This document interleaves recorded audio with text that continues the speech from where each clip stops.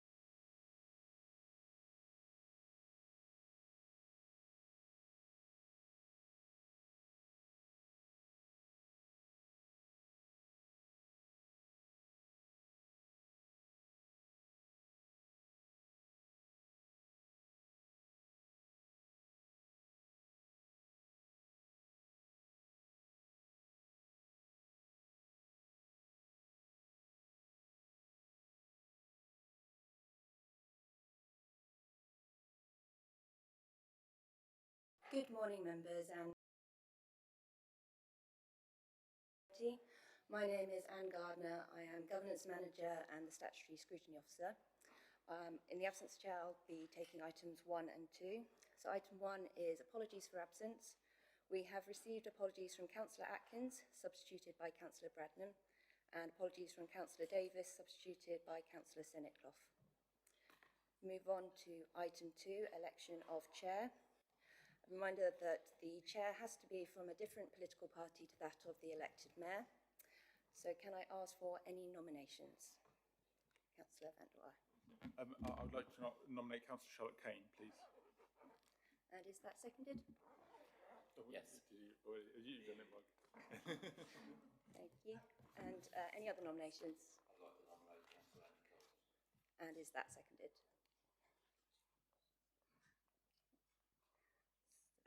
So we'll go to a vote on any other nominations. So we'll go to a vote for Councillor Kane. Oh, Councillor Hayes. We could hear from both candidates who want to chair before we go to vote. Are both candidates happy to say a few words? Happy to say a few words? I'm Councillor Charlotte Kane. I'm an East Cambs District Councillor. This is my second term on East Cambs.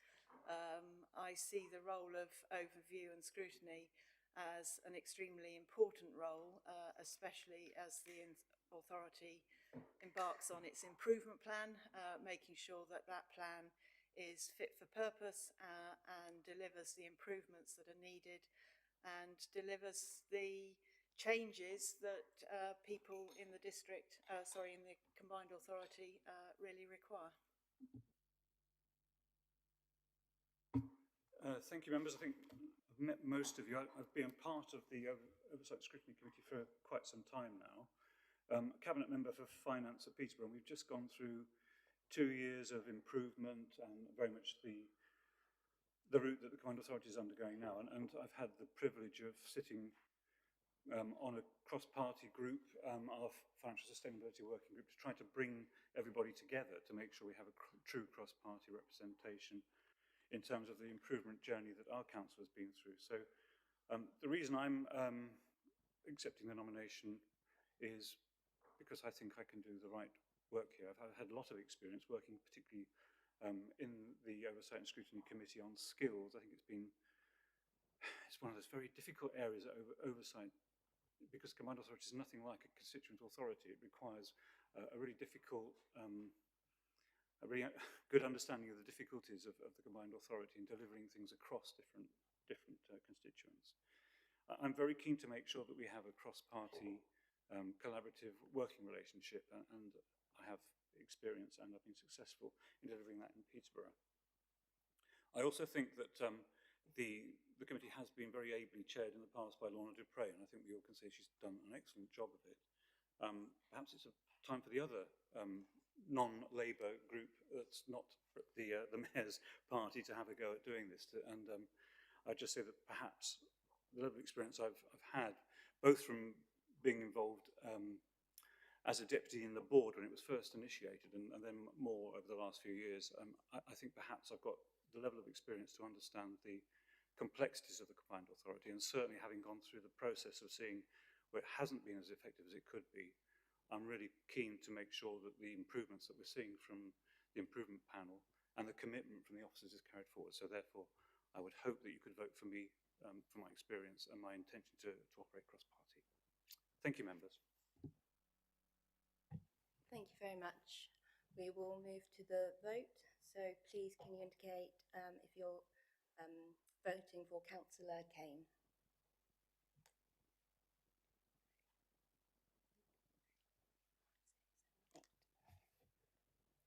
And for Councillor Coles? So with 8 votes, Councillor Kane is duly elected the chair for the committee. Congratulations. If you can take your seat.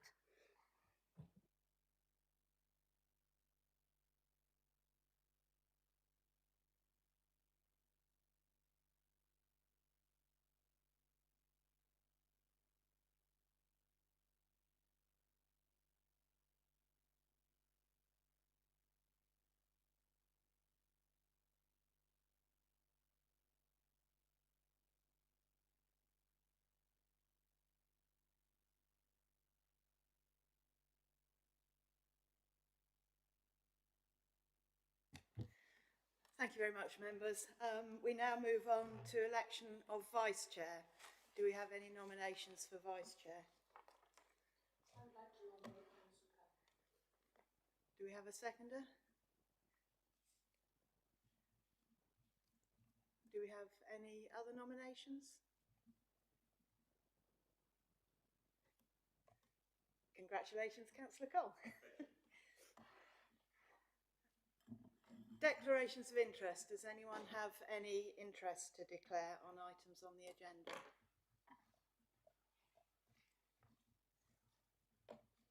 Nope. Okay. Public questions? None received. None received. Minutes of the previous meeting.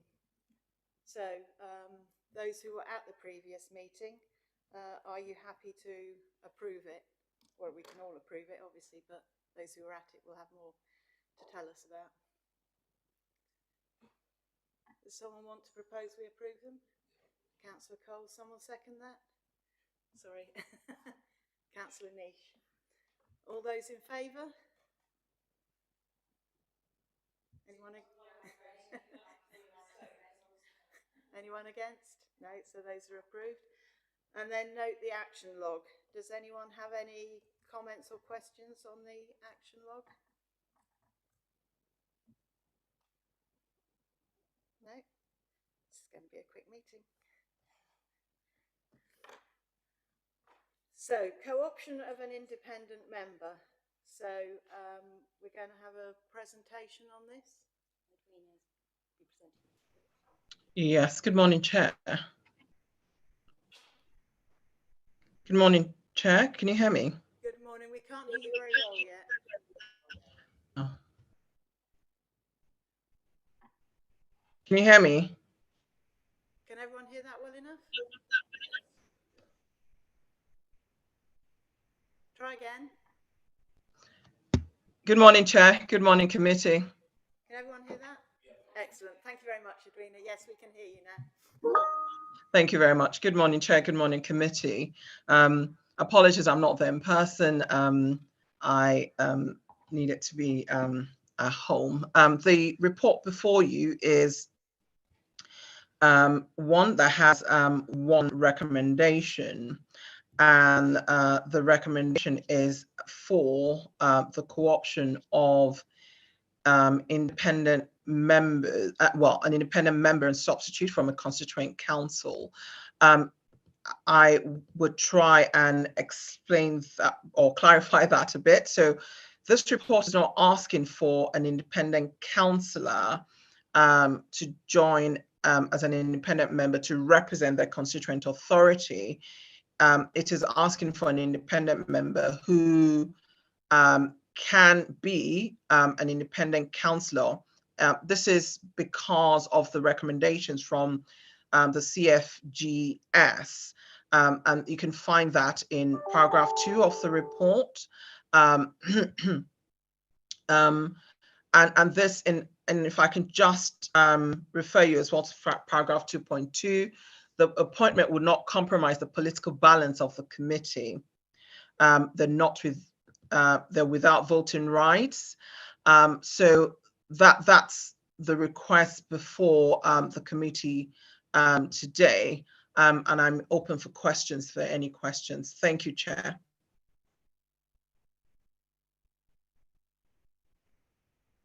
Do any members have any questions? Councillor. Thank you, Chair, and thank you for the report. I was just checking in terms of the governance process. We've had this question before to the committee, and I don't think it actually says that an elected member from a constituent authority could be appointed. So this is different to what we would call an independent member normally, which is someone with expertise from outside of the political world. And then the co-optee. So as far as I can see, this is additional to the current positions that we have in terms of appointing an independent member. Have I got that correct? So sorry, I missed that question. Let me try and say it a bit louder. When we talk about independent members, it generally is someone who's not political but has particular expertise that can benefit the committee. I've particularly seen that in terms of independent members in audit and governance, for example, with either banking or accountancy expertise and come in as volunteers. What you're asking us to do here is outside of what the current governance arrangements say, which is to identify someone who is an independent member in one of the constituent authorities to be co-opted on, but that's not actually covered in the governance as far as I can see. Could you just confirm that that's something new that we haven't considered before? Right, so what this is asking for is an independent member from a constituent authority. So it doesn't have to be an independent councillor. It could be any councillor. So it could be a councillor whose party is the Labour Party or Liberal Democratic Party or Conservative Party, or indeed an independent councillor. So it's really asking for an independent member who just happens to be a member of the constituent council. I hope that answers your question. So it's not limited to independent councillors.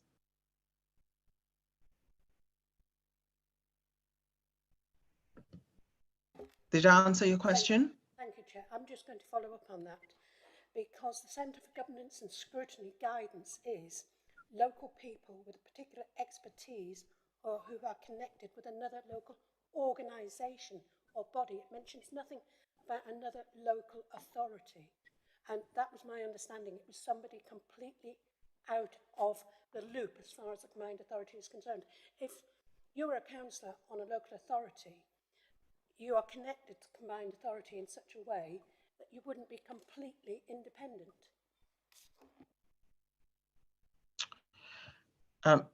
Can I answer that, Chair? Yes, please answer. Yes, the Centre for Governance and Scrutiny does recommend that. But as you're well aware, that it is a recommendation, one which, yes, the combined authority should follow where appropriate.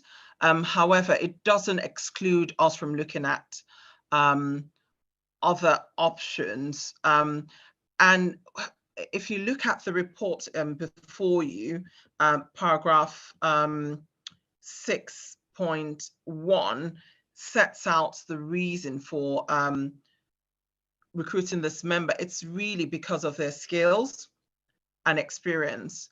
So I suppose I do take your point that there is a question as to how independent a member of a constraint authority is, but also it does also assist with democratic representation. If you do have a councillor from a constraint authority who is an independent member of this committee and has been recruited because of their skills and are able to support this committee with their skills and experience, but also may have some background knowledge about the area and the democratic processes in the area, and they don't have a voting right, as opposed to if you did then bring someone in from a constituent authority to represent the constituent authority and may end up with voting rights.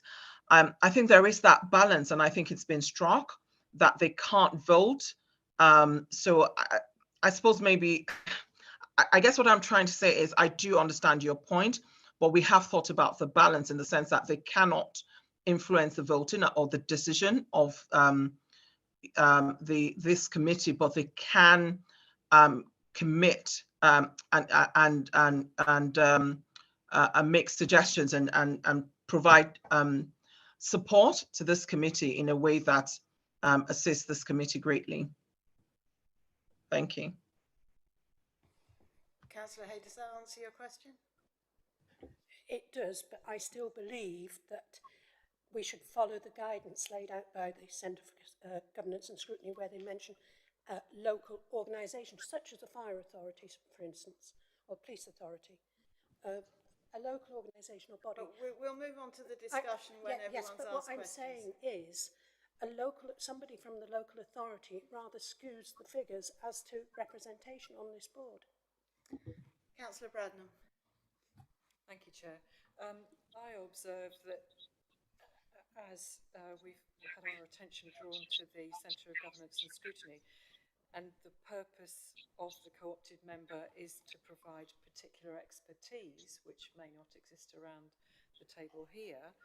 But until we identify a need for particular expertise, it would seem premature to appoint somebody until we know what particular expertise we might need. So it just seems a bit unnecessary at the moment. We've had a new, administration. There are new people on the committee. Would it not be a good idea to just wait and see if there's some particular expertise that we feel we need before appointing an independent person? So is that a question you want to put or a comment? Yes. Is there, if we don't actually, forgive me, I'm a substitute on this committee, so I'm unfamiliar with it, but it seems to me until a need is identified, it seems unnecessary at this stage to appoint an independent person, and when we identify a need for a particular skill, then that might be the time to appoint an independent person. So would you like to answer that question? How we know what we need at the moment? Well, I suppose it is for the committee to determine whether there is a skills gap or not. But as a scrutiny committee, and with the other items that will come on to, I can't remember what number it is with regard to the new ways of working, you may want to, have deep dives and look at specific issues. And yes, it is for this committee to determine whether there's a skills gap, but it's also for the committee to always look as to how to improve. What is being asked of you today is the permission basically to go out and advertise, as it were, look for expressions of interest. You can then, subsequent to this meeting, indicate to us as officers where you think we should be looking. So in a way, they could be separated. So today, all you're making a decision on is whether you want this to progress, and then you could come back to us, or via email or via a further meeting to say, these are the areas we want you to look at. This is where we believe we have gaps, and that's the member that we would ask you to look for. Oh, sorry. Just briefly come back. Thank you. At 2.1, we are told, however, the Centre for Governance and Scrutiny also state that co-option should only be pursued when there is an obvious skill or capacity gap on the committee that cannot be met any other way. Well, as I said initially, we haven't identified such a gap as far as I'm aware, and so it just seems a little bit premature to appoint somebody.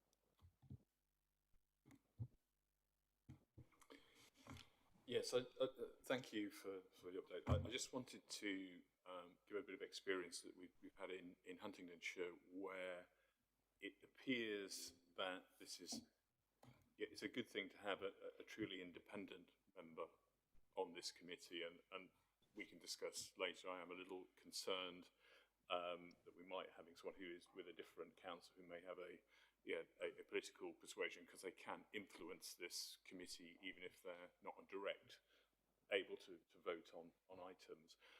But my question really is this something that's likely to be forced on us at some stage? The impression that I got from officer advice in Huntingdonshire was that this is something that government may ask us to do, and it's probably better to have a process in place earlier rather than having to make a decision much more quickly. Would you like to answer that? Yes, I can. At the moment, I'm aware that the government is looking at different options of including maybe independent members or councillors in combined authorities. But I can't, I don't know what the government will eventually come to, the decision they would come to.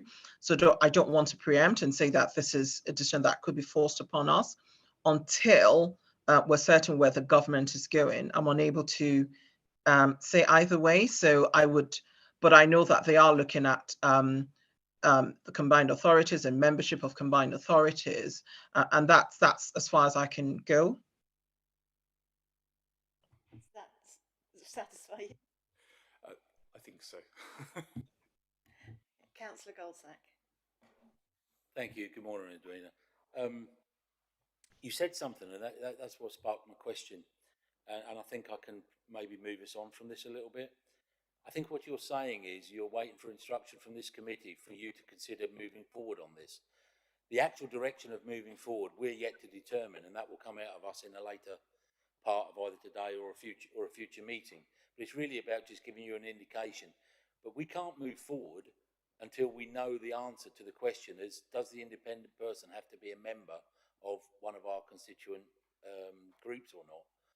As opposed to could we hire a bank manager because we've got a financial issue that we want to look at, that kind of thing.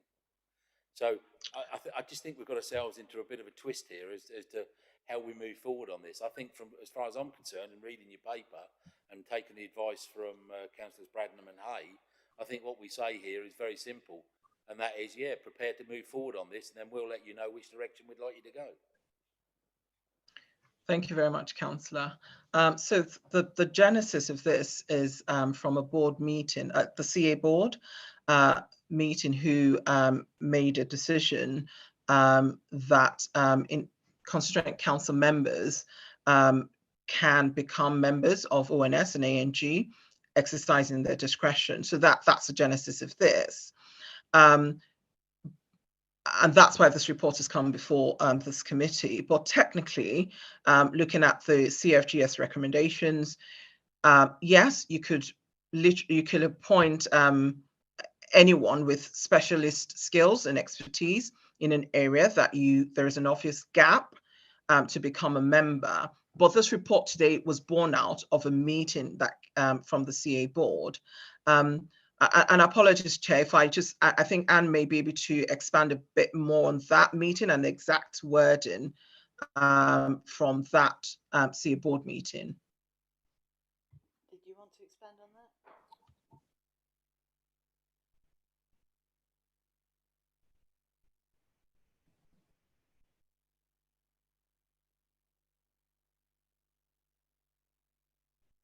Give me a second.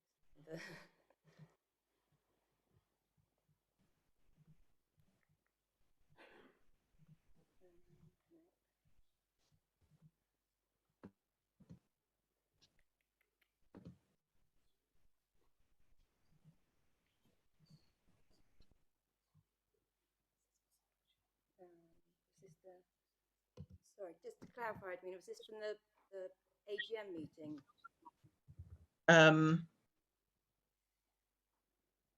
No, not the recent one. Maybe I'll come back to the committee on that. Can I just say something as well? I believe there were some capacity issues identified in the new membership, which has been reported later in an item as well. So with regards to the question of whether there are gaps, I believe that there is some identifiable capacity issues which will be reported on later.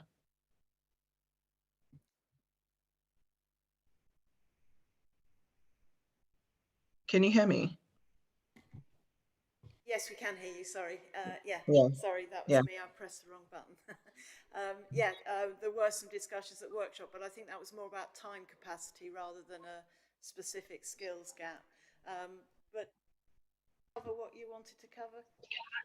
I seem to have failed in trying to move it on. I do apologise, Chair, but I'll try once more if I can, and then back through.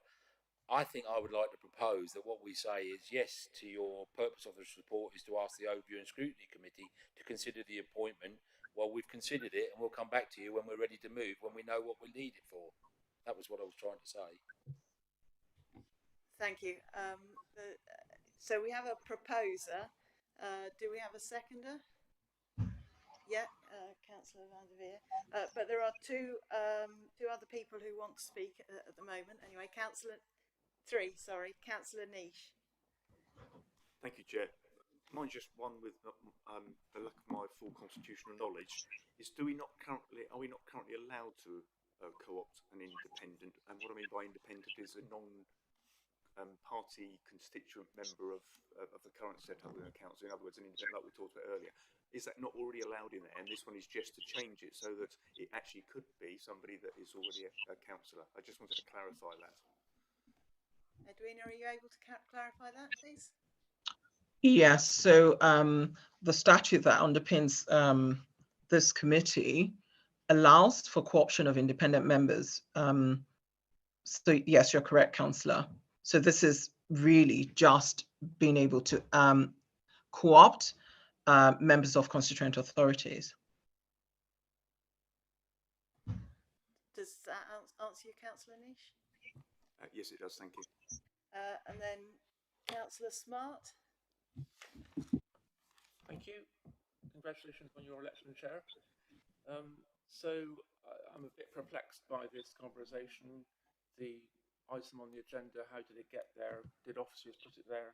I understand if it's on the agenda, it's for us to vote on. It's a bit perplexing also that Edwina is having to sort of defend herself to this committee about why she should or should not be appointed. It seems to me that that should already be clear from officers' report or whatever. So she seems like a perfectly competent person, although she hasn't described herself. She hasn't said who she is or what she does and so on. That might have been useful still. But I can't see what harm. Yeah, I can see she's an interim monitoring officer, Anna, thank you. But, and a qualified solicitor, I believe. It seems like she'd be very useful to have for this committee, to me, on the basis of what I've seen so far. And we can always change Edwina to someone else if we feel someone else would do the job better. No, she's not proposing herself. She's the monitoring officer. Oh, sorry. Okay, I thought this was you were the person, Edwina. No. Just produced the report. Well, how would I know? You know. No, sorry. She's the officer who wrote the report. Okay. For us to consider.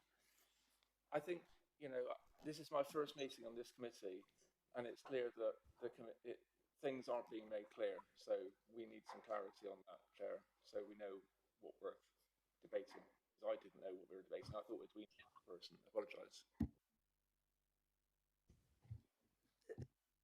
Would you still like Edwina to introduce herself, or?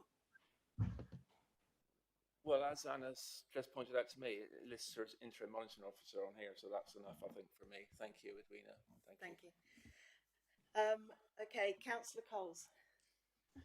Thank you, Chair. I think perhaps we need just to think back about this particular process. So the board has said they would like to see an independent member, i.e. an independent councillor, represented, or a representative of that body across all of our constituent authorities, to sit on this panel to provide their particular information for some other reason, which is that one bit that's in the Constitution.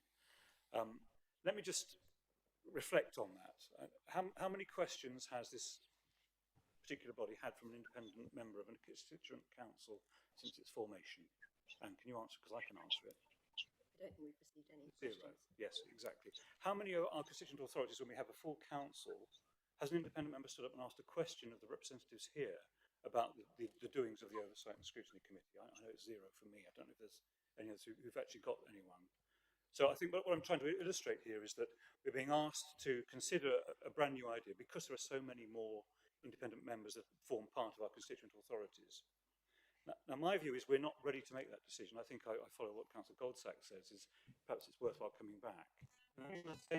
Let's see if all independent groups, whether a group or two independent councillors, can come together, maybe led by the mayor or the mayor's office, to actually propose someone who might have an interest in doing this and who might be able to truly represent an independent view across all the constituent authorities. Because at the moment I'm not seeing that. I'm seeing a good idea proposed without any real meat on the bones.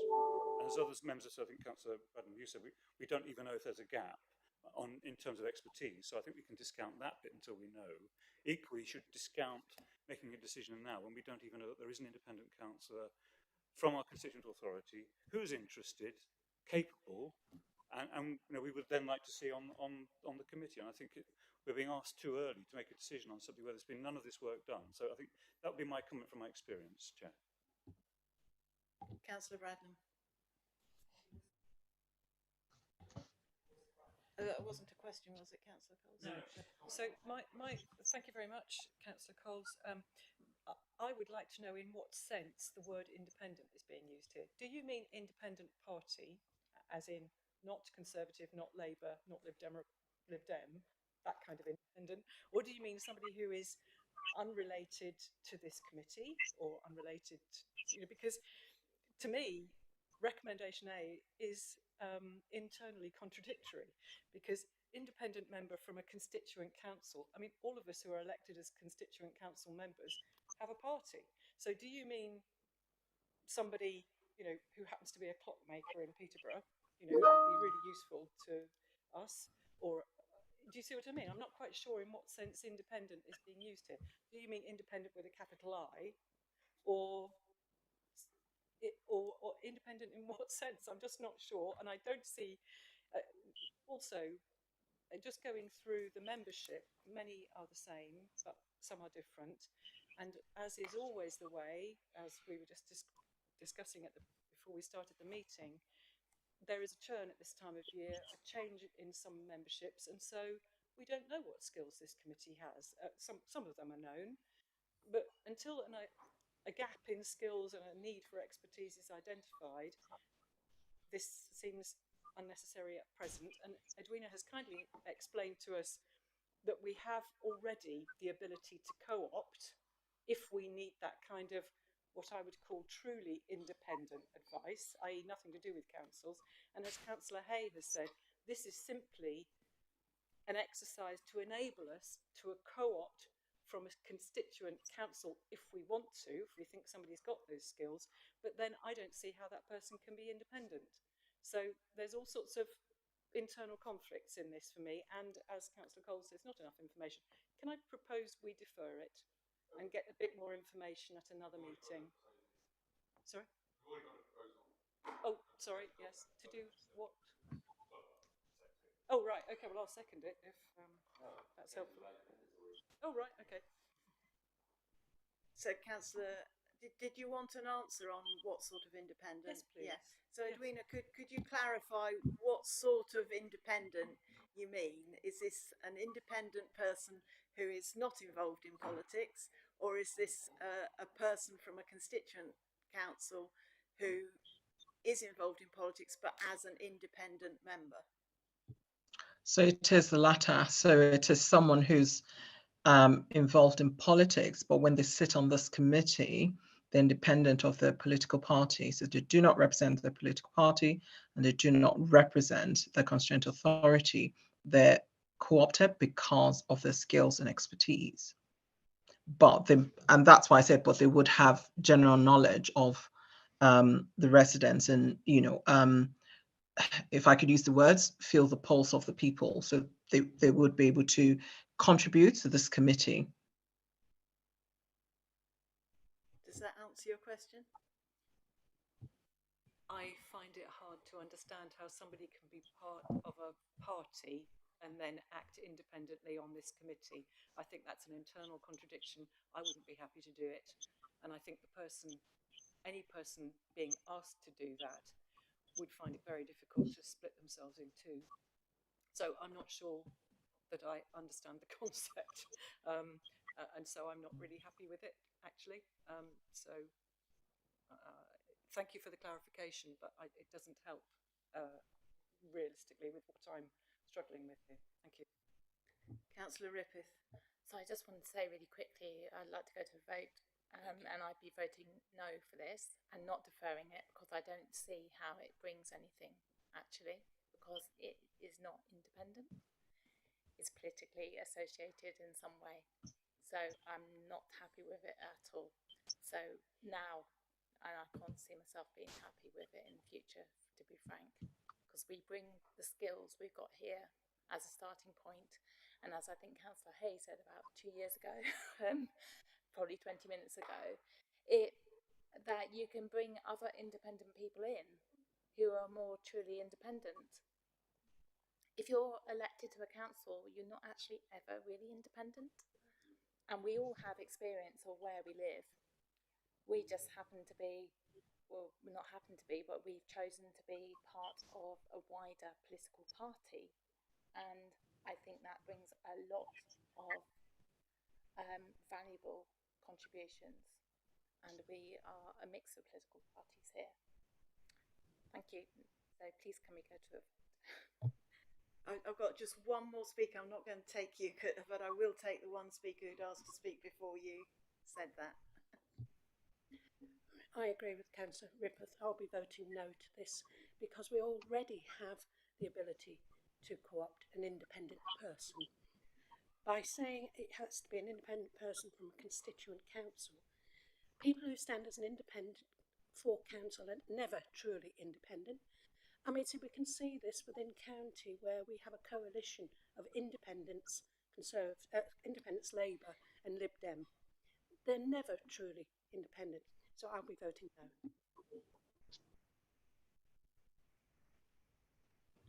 Thank you. So I'll ask the proposer to speak and then we'll move to the vote.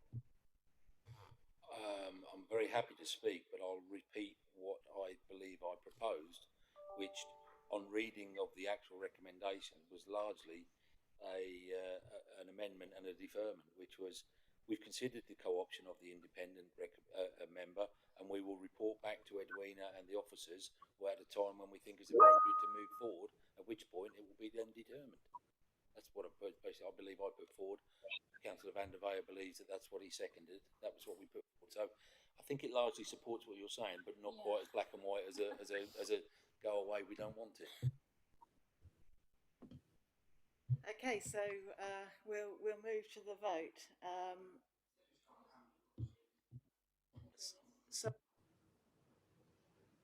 Sorry, Edwina, sorry. Yeah, thank you, Chair. I said I will come back on the issue of the board recommendations. I apologize, actually in the report, paragraph 3.2, at the AGM, the board requested that this committee consider the co-option of an independent member and substitute from a constituent council for the municipal year. So this is the genesis of this report. I just wanted to come back, as I had said I will come back on that. Thank you, Chair. Thank you. Of clarification about what we would vote for or against from Councillor Goldsack's motion. I'm just a bit confused about whether if you were to vote for, you're saying not at the present time, or do you see what I mean? It's the recommendation is to consider the option. We've considered it and not taking any further action for now. But we reserve the right to do so in the future. So that's what you're going to record the vote on, yeah? So now we're moving to a vote to say, yes, we'll consider this, but we're not ready to take a final decision and advertise the role at this stage. Is that right? Chair, to be honest with you, not entirely. I'm sorry, I don't want to be overly pedantic on this. I genuinely thought I was trying to move us forward. We have considered it. We've just had a half an hour debate on it. We have considered it, right? Now is not the time to it for implementation, which we would advise officers at a time in the future when we need it.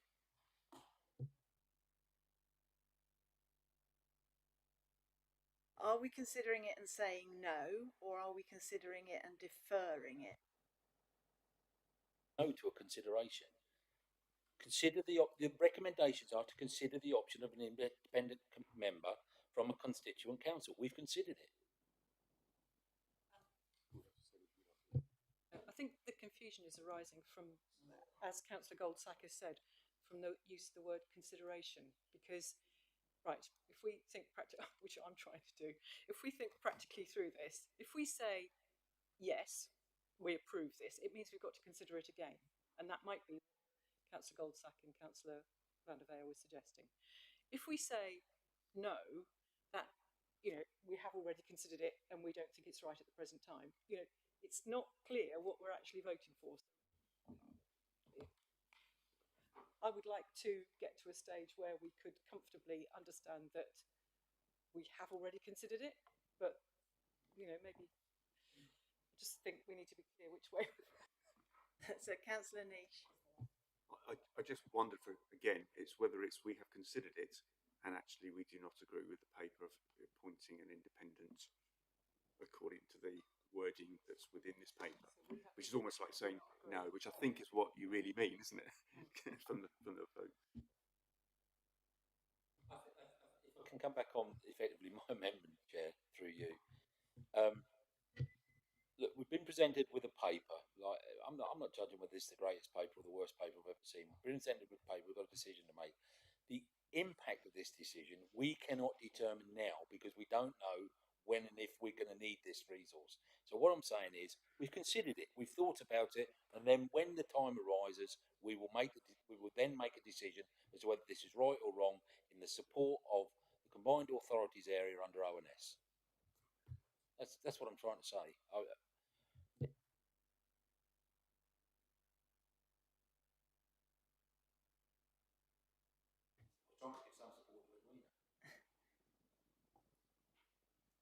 Edwina, are you clear that if we vote for this, what we're agreeing, what we're asking you to do? Yeah. So, as said, the recommendation is to consider whether to co-opt.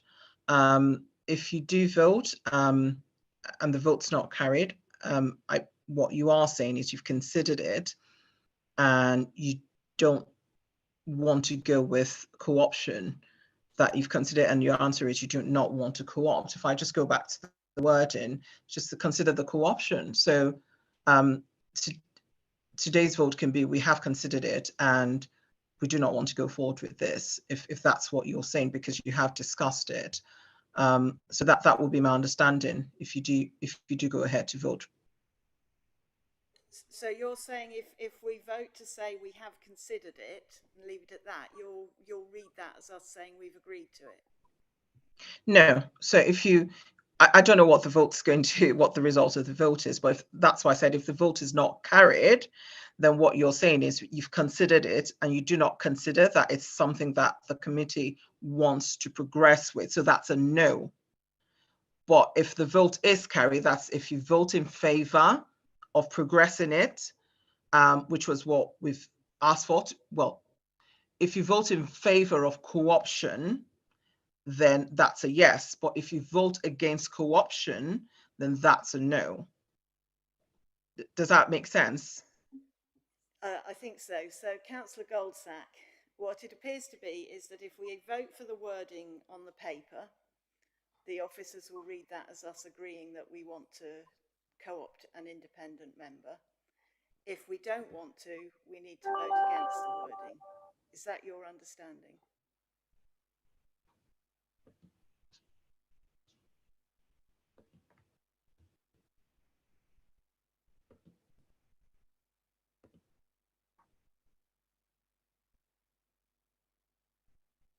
apologise to anybody listening.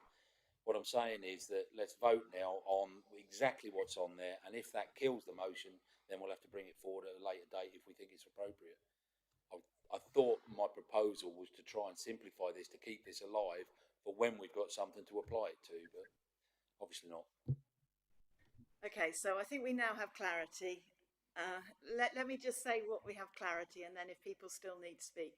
We have clarity that if we vote for the motion as proposed and seconded on this paper, the officers will take that to mean that we do want to co-opt an independent person to this committee. If, on the other hand, we vote against, the officers will take it that we don't want to appoint an independent member to this committee. So, well, I had Councillor Smart, I think, put his hand up first.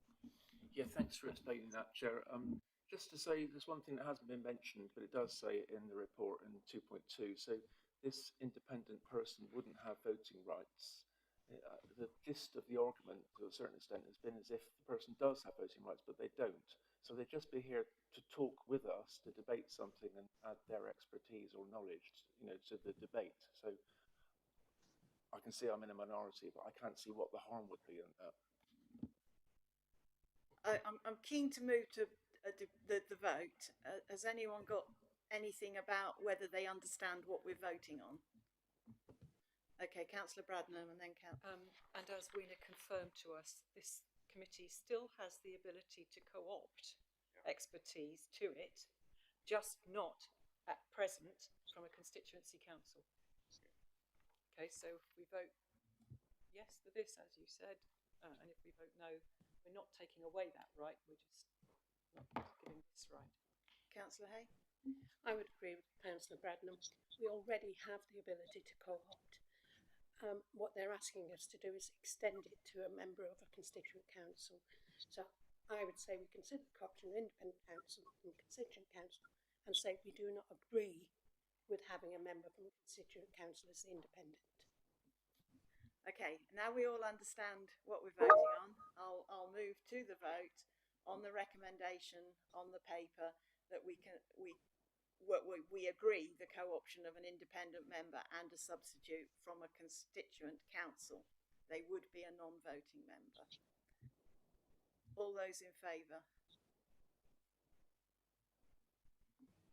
All those against? Any abstentions?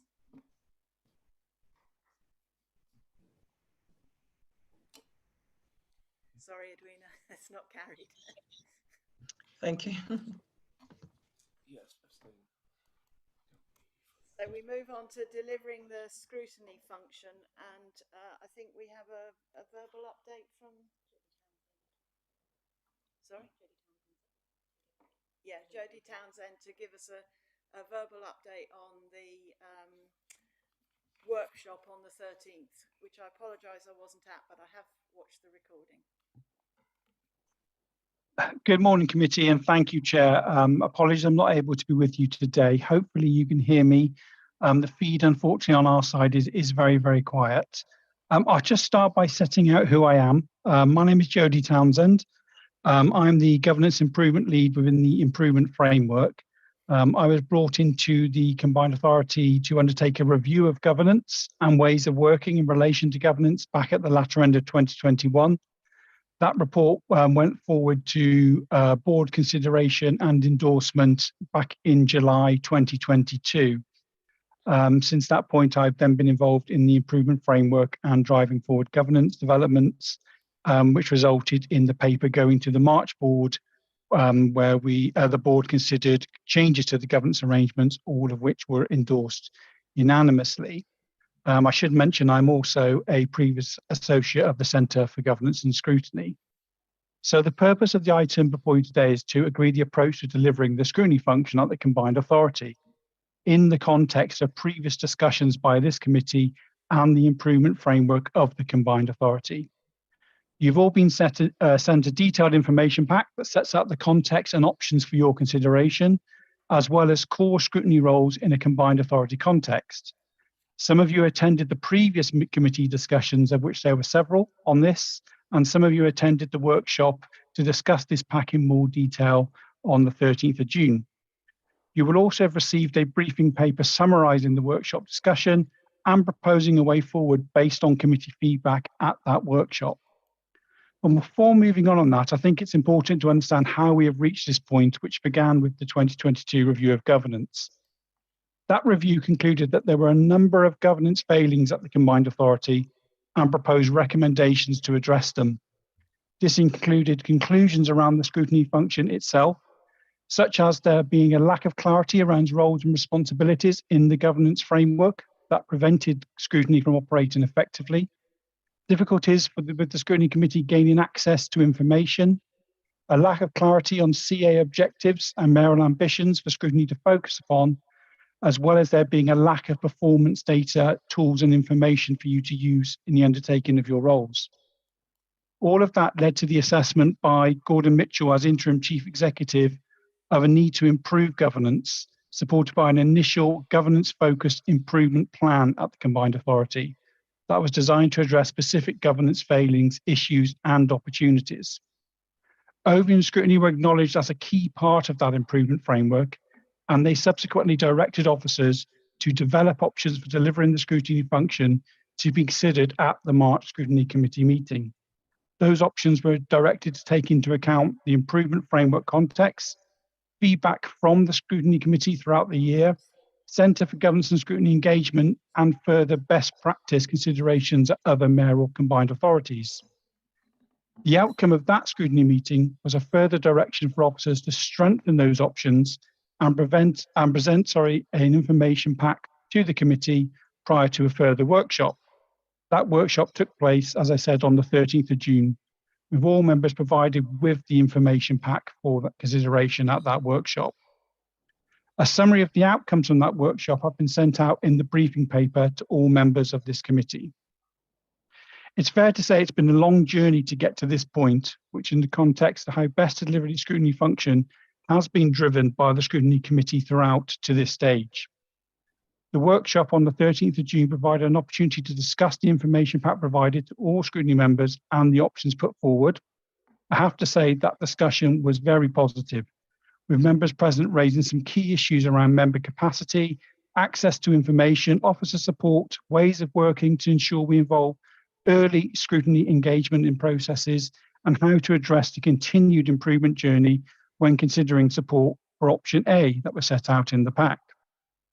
The briefing paper sent to the committee following the workshop sets out a series of recommendations for you to consider today. They are as follows. Option A, set out in the information pack, be supported, noting the need to maximise the use of limited member capacity and availability. That officers develop an implementation plan and draft work programme proposals for the delivery of option A to be considered at the July scrutiny meeting, with the intention that they be implemented following that meeting. That an access to information scrutiny protocol that reflects matters raised in the scrutiny workshop, as well as the review of governance and best practice, be brought forward for consideration to the July scrutiny meeting, and then to a subsequent combined authority board for adding to the constitution. An analysis of required officer support for the delivery of option A be undertaken and reported to the Independent Improvement Board, along with a proposal to strengthen officer support to the scrutiny function, noting the future English devolution accountability framework requirements. That Scrutiny Committee recommend to the Combined Authority Board that the Combined Authority commit to developing a 6 to 12 month forward plan. That ways of working between board and thematic committees and the scrutiny function be developed to drive opportunities for early scrutiny involvement in key decision making and strategy development, and that the improvement plan highlight report be presented to each informal scheduled support and scrutiny meeting set out in option A to help direct focus and challenge at subsequent scrutiny meetings. I and other officers present today will attempt to provide any clarifications and answer any questions you may have, and I hand back to you, committee, for you to discuss those options as set out. Thank you. Thank you. That was a very clear summary. Has anyone got any questions or comments? Councillor Coles. Thank you, Chair. Yes, I attended the workshop and obviously been part of these discussions, and I think Jodie's done an amazing job to pull together a very complicated problem into something that's understandable. And I agreed with him at that workshop that option A is probably the right thing for us to take, having gone through all the other options. I think we've done that same debate here last year. Of course, the questions come thereafter for the July meeting is how these things are done. And we've certainly been talking about in that workshop how you use the members' time most effectively, and to make sure that we get the information that we feel we haven't got or haven't got in a timely fashion. So I think that's an extremely important bit of detail that needs to be worked through. But on the basis of what we've received today, I'm very grateful to you for the work, and I think option A represents probably the best example of how to move forward on this. So that would be my comment, Chair. Thank you. Any other comments? Mine's just a brief one. I was fortunate as well to attend the workshop, and having been on opening scrutiny many years ago and having seen not a lot move forward, I think this really is a positive way to move forward with option A. I think it gives us a lot more, but again, there is unfortunately always the detail is the next stage forward. But I think it's a very good, more than a start. It's sort of getting along the road to recovery. Thank you.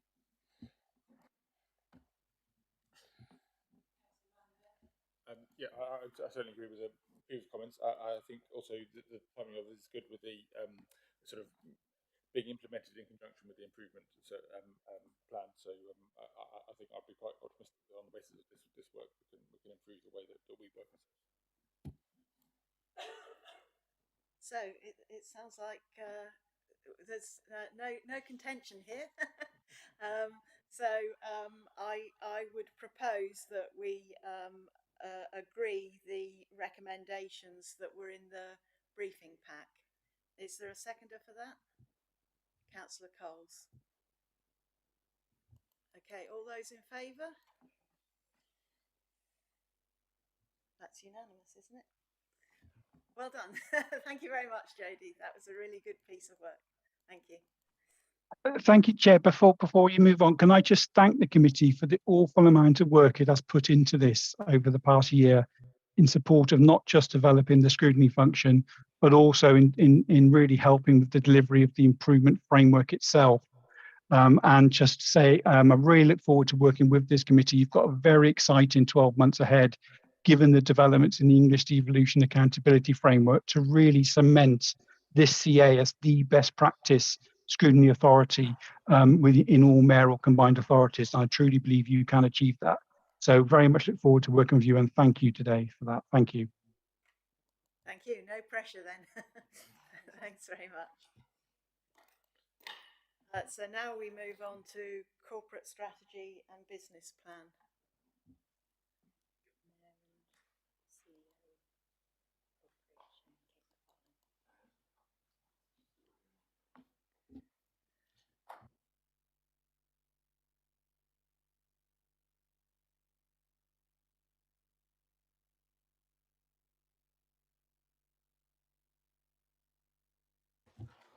Hello, thank you very much for coming.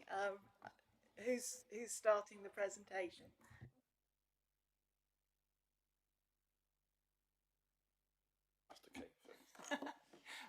Good morning, So hello, I'm Kate McFarlane. I am the Head of Policy and Executive Support at the Combined Authority, joined about 4 months ago, I think. I understand that this slot, you're really going to want to be talking to the Mayor, but just to set the scene and the context, the paper before you just provides an update on the steps that the Combined Authority has taken in terms of implementing the strategy and business plan that was adopted by the Combined Authority Board in January of this year. There are no decisions that are required from you. It's to note the progress that has been made on implementing the Combined Authority's corporate strategy and business plan. And it gives you an overview of the approach that's being taken in terms of cascading the corporate strategy and business plan into directorate business plans, which have been developed and completed for the 4 directorates, through to individual team and individual objective setting. So very much a golden thread approach to the delivery of those corporate priorities The report also highlights that at the May board meeting, the board agreed to a fifth strategic priority, which is linked to the effectiveness and the efficiency of the organisation. And that, again, provides that link to the improvement agenda. Later on your agenda, the next item is on the corporate performance, interim performance framework management reporting. And that, through that mechanism, which my colleague Jules will talk through that mechanism, that is where the Scrutiny Committee will have the opportunity to receive regular updates in terms of performance and what we're delivering, and that opportunity to scrutinise the activity of the Combined Authority. So there is more to follow. This is just the beginning, I guess, of that more routine and regular drumbeat of the reporting that will be coming through to scrutiny. So that was the scene setting from me, but happy to take any questions. Thank you. Does anyone have any questions? Yes, Councillor Griffin. So I'm rather new to all of this. What is a golden thread approach? Okay, that's a very good question. It's essentially making sure that there is a link, a direct link between what the Combined Authority Board has approved in the adopted strategy and the business plan, i.e. it says we're going to deliver X, Y and Z, and making sure that what we've said we're going to deliver then feeds into directorate business plans. So we're really clear about what are the priorities that we have signed up and committed to delivering, and that what's in those directorate business plans then feeds into what the individual members of staff within the organisation are spending their time on delivering, and we are investing our money on. Thank you. Mayor, is that the correct title, or is it Mr. Mayor? Thank you, Councillor Kane. Official title is Mayor Doctor, but I just want to follow on to that question. Golden thread. First of all, I'm absolutely delighted to be here. I'm sorry I wasn't here in March when you had your last meeting. It has certainly been for me over 2 years a rather tumultuous experience. One I have both thoroughly enjoyed and one I've absolutely teared my hair out at. And on occasions I obviously have come to the Overview and Scrutiny Committee before, and quite rightly have been asked questions and maybe sometimes struggled to find answers. At the same time, maybe I've also struggled to get the point across about what I felt the Combined Authority was trying to do, and also, to some point, the mayoral priorities. I would just say in 3 months since I have come back, this organisation, and it's for you to scrutinise it and to prod and poke and get the reassurance that you feel you need. But it's a completely different place. It is a completely different place. Now for that, and I put it on record many times, the improvement plan, stuff that Jodie did long before I went away for a period of health leave, improved about governance. It has completely changed the organisation. It also just helps that the mayoral office sits on the same floor as the Combined Authority offices. The point is that a golden thread tends to hold things together.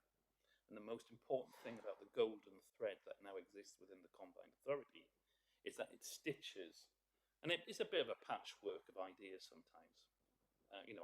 I get challenged by the officers, I get challenges by board members, but I also have within the democratic right of being elected as a mayor, and I will happily talk about the mayoral priorities that now, with respect to the new officers, are willing to embrace and enmesh that. Politicians will come and go. I know that as sure as eggs is eggs. But the most important thing is the governance and the golden thread of active, regular, good governance, good auditing, good process, good review of all processes, which has been established within the Combined Authority. And the most important thing, that golden thread, is the acknowledgement that the mayor has a point, the officers have a point, and the board has a point. And that's what's coming together. Sorry, I thought it was important to put that down. I am genuinely excited to be here. Please feel free to challenge away, all of us. But the golden thread stitches us together, and that's completely different to what was there before. Why that was, well, that's another story. But now it holds the Combined Authority mayoral priorities, the board, ambition for the communities that you all serve as much as I serve together. Thank you. Any other questions or comments? Councillor Brown. Thank you, Chair. Just looking at, it's a point of detail really, looking at the stuff on Directorate Business Plans. You're saying that executive directors are responsible for, amongst other things, regularly reporting on progress. But who do they actually report it to? I can't see anything in the paper as to, are they just talking amongst themselves or what? So I think that's starting to come on to the next item, which is the corporate performance reporting framework. So what you will see coming to the committee is an update against key activities, key metrics against the organisation. So we will be pulling that reporting together, key projects, key interventions. So that will be coming to you. So it won't just be talking amongst ourselves. You will be seeing that, and the board will be seeing that as part of this new corporate performance reporting framework. Thank you. Councillor Van der Veer. Yeah, thank you very much for coming. Nice to see you again. Nice to see your new team. Yeah, the risk of, I'm going to try my hardest not to turn to the next item as well.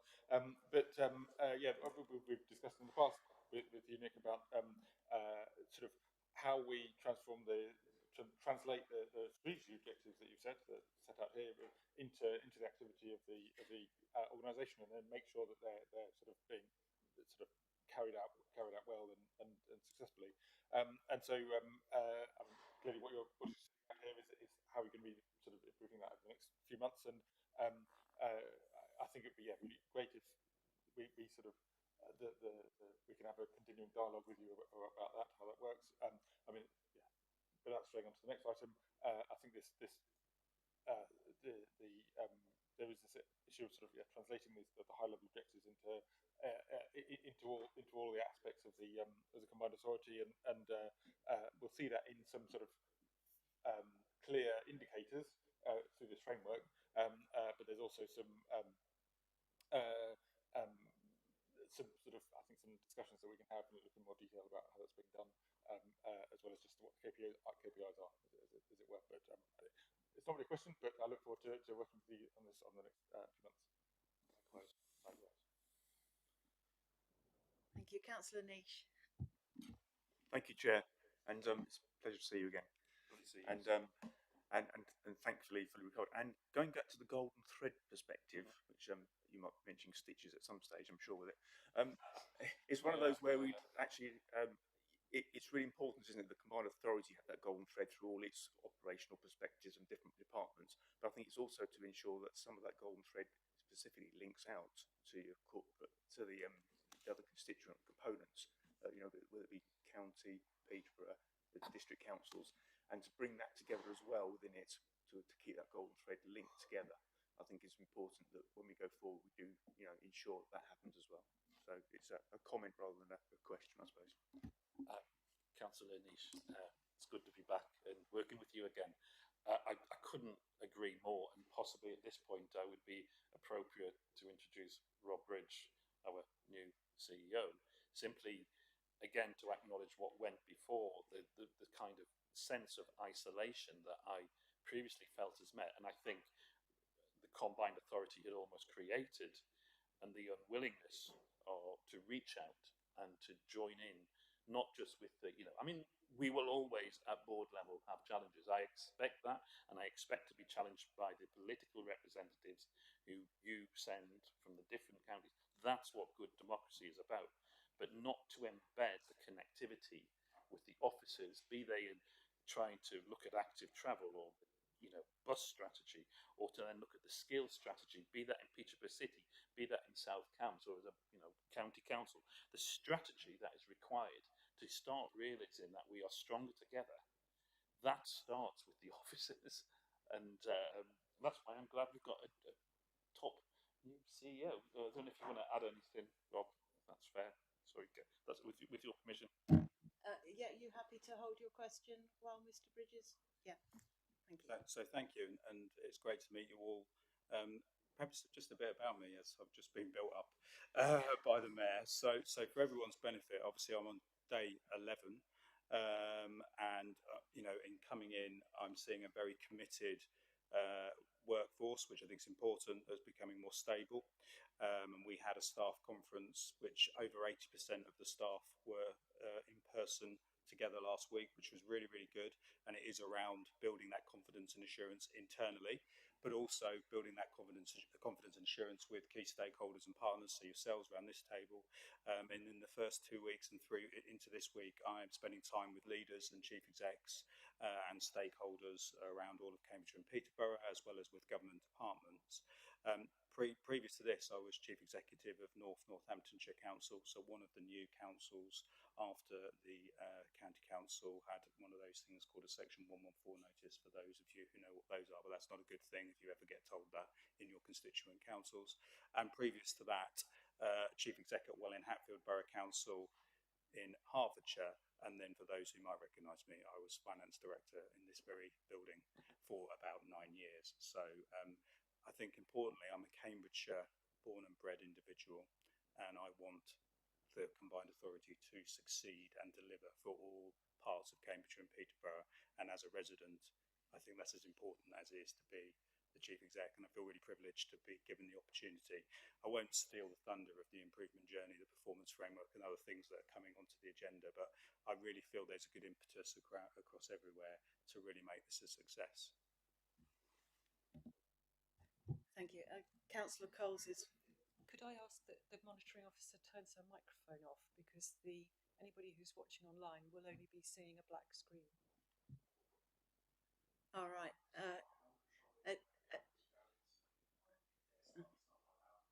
Okay. Councillor Coles. Thank you, Chair, and thank you very much for the report.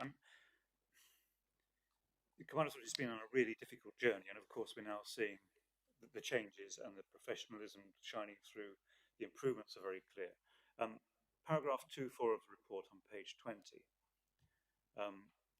It says it's important that the organisation can clearly demonstrate best value and high performance to a range of stakeholders, including government departments, auditors, members, the public, communities across the CA area, constituent councils, other key partners, and prospective and existing employees. My concern is, with any strategy, it's very difficult to communicate in a simple way to people who are electing us and asking us to comment upon what the Combined Authority is doing. I'm wondering what you might be able to do to be a little bit more clear and perhaps an easy read version of the strategy so that it can be understood. I did struggle a bit with some of it, I have to be honest myself. The other bit on top of that is that there's been a number of different strategies that we've had, and it's to know where it fits in the overall hierarchy to make sure that we are all clear about what you're trying to deliver in terms of strategy. I got very confused looking at different bits of strategy, thinking, well, that's finished now, and just a bit of clarity would be really helpful. So I think that was my only comment. Was great to see there's a strategy in place. I think communicating of it's going to be absolutely key. Thank you, Chair. I think I'd just reply to say thank you. I think that's a really helpful comment, and what you've described is something I think that we recognise that we need to do a better job of articulating what we're here to do and what our priorities are. So that, for me, certainly in my new role, is a key focus about how we can improve that. Easy to read, easy to understand, kind of this is our focus and this is what we're delivering over X period of time. If the question is more about the mayoral role, because there is a separation here, and then so I'll take that on.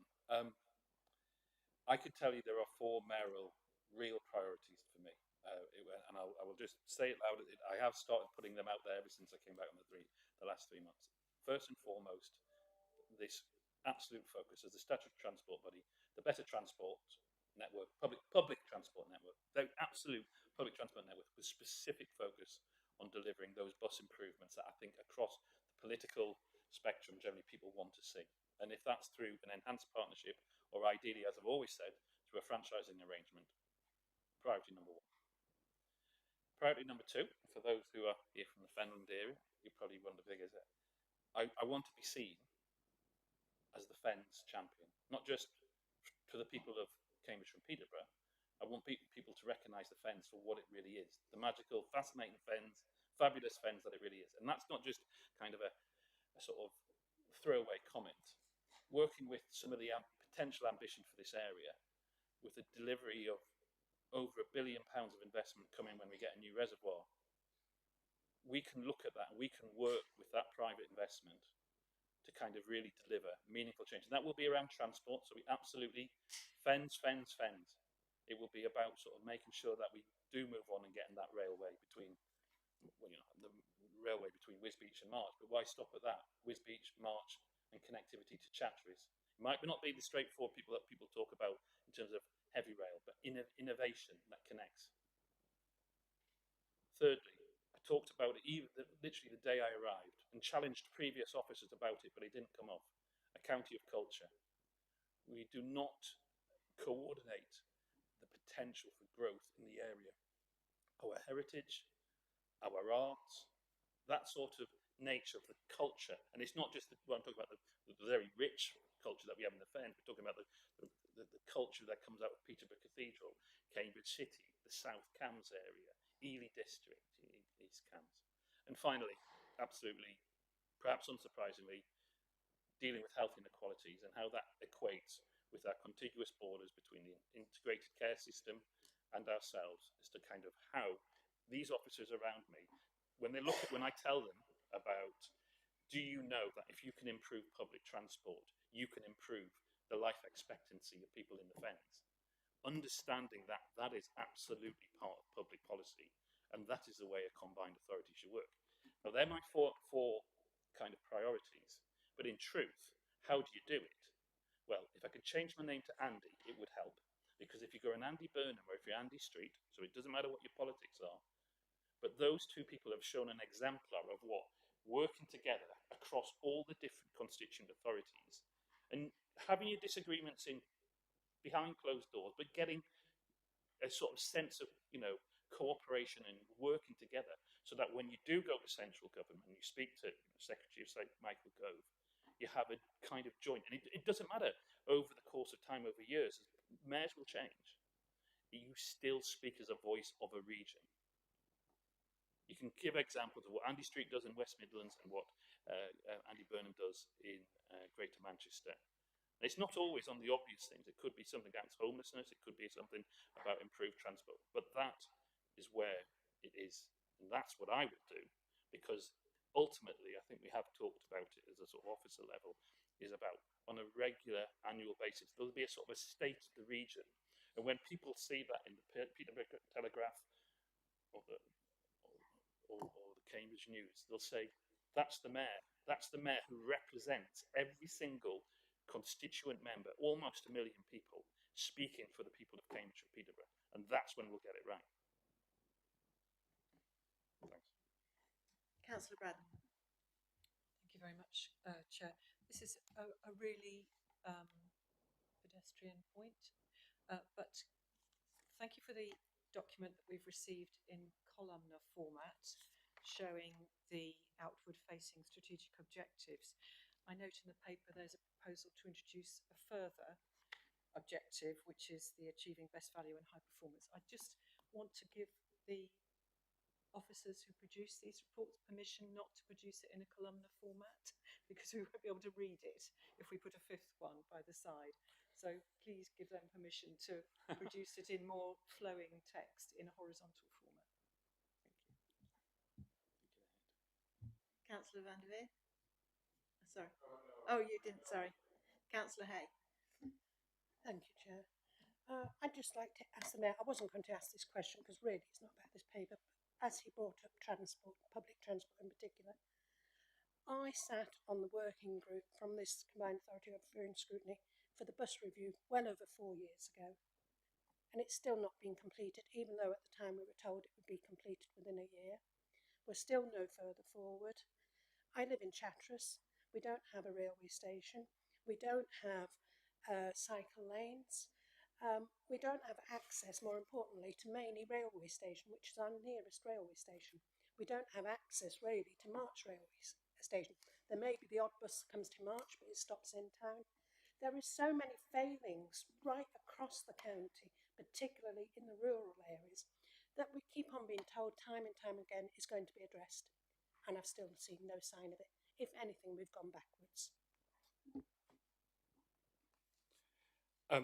Obviously, it's a challenge, but I disagree. We could have lost a hell of a lot more bus routes, but the combined authority has some teeth, and it takes its provision of a transport plan. You know, we obviously got on record was trying to move the local transport and connectivity plan, which had been 18 months in the making. Obviously, 4 years ago I wasn't here, and so I've got to pick up the last 2 years and some of the challenges that I would acknowledge them. So I'm not saying that this is far too long, but that was because the combined authority wasn't. I think a lot of phrases are being used, but wasn't doing the job it should have been doing, and I could see that from the minute I walked in. But what I will say is that with a bus service review coming on now, a bus service improvement plan, and an absolute focus, not just of myself as a mayor, but also with the transport team and the constituent board members. They might disagree about where do you put the focus, but absolutely, we're moving forward. And there are bus routes. I think we put some stuff out through media. There's 500,000 people who've taken the bus, often on subsidised route, and I will acknowledge that's a central government policy, that wouldn't have had them if we didn't have the subsidy that we had to put forward, that we didn't take our responsibility seriously. Oh, we've got a long way to go, and I won't stop there. But absolutely, the criticism is valid in terms of the length of time it's taken, but we're not stopping now. We're on the bus, we're going forward, and we're going to make the improvements. And particularly, having done a 6-district challenge, where I quite understandably found the problem. I'm stuck in Cambridge looking at the thing. I'm not going to get to St Ives by 5 o'clock. If I don't get to St Ives, I'm not going to then get to March, and then I'm not going to get to Wisbech. So I had to kind of go a most circuitous route to get what was a good bus that took me from Peterborough to Wisbech. But the lack of connectivity, and I'm well aware as those bus routes were being cancelled. You made the BBC because you were so isolated, and that's not going to happen. Not going to happen. Thank you. Councillor Goldsack. Thank you, Chair. To all three of you sitting up there, good to see you all. Very good. Welcome to the role. Welcome back. Welcome to the role slightly belatedly, but it's really good to see you. A couple of points for the Mayor, if I may. I'm largely very supportive of your 4 ambitions, right? Which I'd just like to drill down on a couple of things and maybe add a little bit of advice if I can. The Fens don't all sit in Fenland. Yep. Yeah. So East Cambs, I reside in the village of Isleham. It's a rural Fenland village that has a bus at 7:20 in the morning. That's it. Okay, so please don't limit the Fens dialogue to Fenland, as much as Fenland has many great areas and deserves some attention. The second thing is it may be a stretch and a plea a little bit, but I'm gonna make it. Your point 3 of creating a strong sense of place and cultural identity for our region. Cultural and sport sit well together, and I think we misrepresent sport. We don't support sport. The good it does for a community to see a recreation ground full on, or a 4G pitch that's being built, or things like that. These kind of infrastructure and support community-based projects that get kids off of iPhones and off of handheld devices and out in the fresh air with DBS checked sports coaches, etc., etc. We've got to get behind for every one other of your reasons. So I would, if you could sideways edging the words cultural and sport, I'd love you to do it. I'll come back on that. Absolutely agree. With regard to the first point, if I said Fenland, I apologise because the Fens doesn't actually just extend through Cambridgeshire. You have to look at the links that you could potentially improve things with better working with Norfolk and of course into South Holland, places I have visited, and I have been to Isleham over the time. So absolutely recognise the importance of involving that. And let's celebrate the fact that we have a Secretary of State, in fact, in your area, who has this brief. And to be honest, we have quite a lot of communication anyway about many things. But how are we going to push it forward? And long may, she might want to move around, I don't know, the central government, but having a Secretary of State who is in digital culture and media and sport, absolutely. I want to make that point every time. And I say that as somebody who's got an MSc in sports medicine as well. So you didn't know that, but I'm absolutely dedicated. I will not start supporting one of the local football teams. I'll always stay true to Newcastle United. But the idea of kind of encouraging people to get out there, be active, not just through active transport, I think, but the idea of engaging in sport, very much part of the overall strategy around that. Digital, culture, sport. Councillor Hassel. Thank you, Chair, and welcome back, Mayor. Thank you. Good to have you back again. We talked a lot about the golden thread and your desire to connect us all together, so we become this one united force, which I think is absolutely excellent. And looking at sort of health outcomes and things like that. So I kind of like your help a little bit. So are you aware, in terms of active travel, which is another one of our performance targets, are you aware that there is a circular cycleway that is waiting to be open in Paxton Pits? Sorry, that's a specific about Paxton Pits? Very, very specific, but which I don't know. But it's an example. It's an example of us not quite working together, community, because the reason it's been waiting to be opened, so that this is you go there. So it's equivalent to the cycleway around Grafton Water, and the reason why it's not being opened, despite a change of pathway being asked of Cambridgeshire County Council approximately 2 years ago, is we just need that rubber stamp. That the gate is currently locked. The sign to the circular cycleway has got a bin bag over it. All we need is that sort of thing. So it's, I guess what I'm talking about is outcomes, is that we talk about the strategies and all those things, but actually when it comes down to it, it's just one officer just agreeing a new redirection of a footpath, because we have prevented, our kids or adults using this facility because we just haven't dotted all the I's, we haven't connected all those authorities together. I guess the answer I would give to that is, I do know Paxton Pits very well, but the last time I was there was more of an inflatable aqua park rather than using it for a cycle route. I think obviously in the format of we are being challenged by you. I think the immediate answer to that as well, I have to take that away. And obviously there are constituent members there. There's the County Council, there's Huntingdonshire District Council. But on a positive note, we now have a member of staff who is a specific role for active travel. We talked about the active travel czar, that might come in the course of time, but our active travel officer who's pulling together lots of these kind of ideas that have been put forward by many districts. But with that special one, I would ask Rob and the team to take that away, and it will be a challenge to us to kind of find out why it hasn't moved on, and indeed, can the combined authority help in some way, without knowing the full details of it. I totally. My point being is it's all about the delivery, and often just small little hiccups kind of stop us from being as effective as we could be. And my ask would be, by working with as a non-statutory deputy, the leader of the county council, and also working closely. I mean, we are actually in the building that is Huntingdonshire District Councils. Those little knotty stopping points, they should be better, and we will work on it. Thank you. Thank you, Councillor Rippeth. Thanks, and good to see you back and looking very healthy.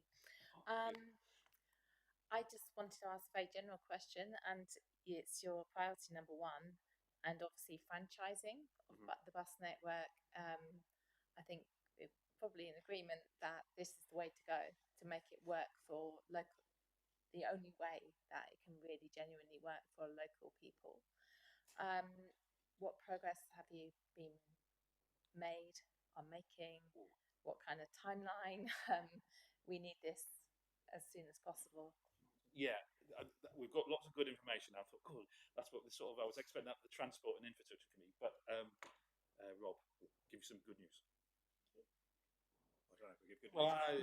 For me, it's good news. No, it is good news. So it's actually been one of the key things in 10 days that's come up, and it's been a lot of sort of my being the sponge of listening and understanding what's going on. So there's a number of things that are happening, and they will come to fruition through the Combined Authority Board. So there's a lot of work taking place now and understanding what a business case could look like for bus franchising, but also enhanced partnership, because I think as a board and then all constituent authorities, we need to look at all the options so you can make an informed decision when you get down that point. So we're looking that maybe something will come towards the autumn time to a combined authority board around bus franchising or what that model is. At the same time, we've got the bus service improvement plan that's coming through, as the mayor referred to. There is also the LCTP, the local connectivity and transport plan.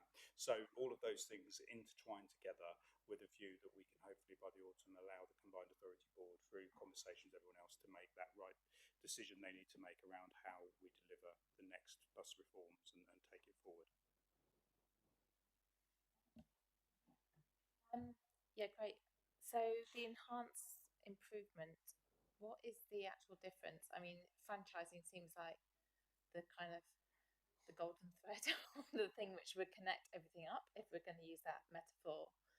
How does the enhanced improvement work? So if you're that's not too long to answer. answer. So now you are testing my knowledge, but that's fine.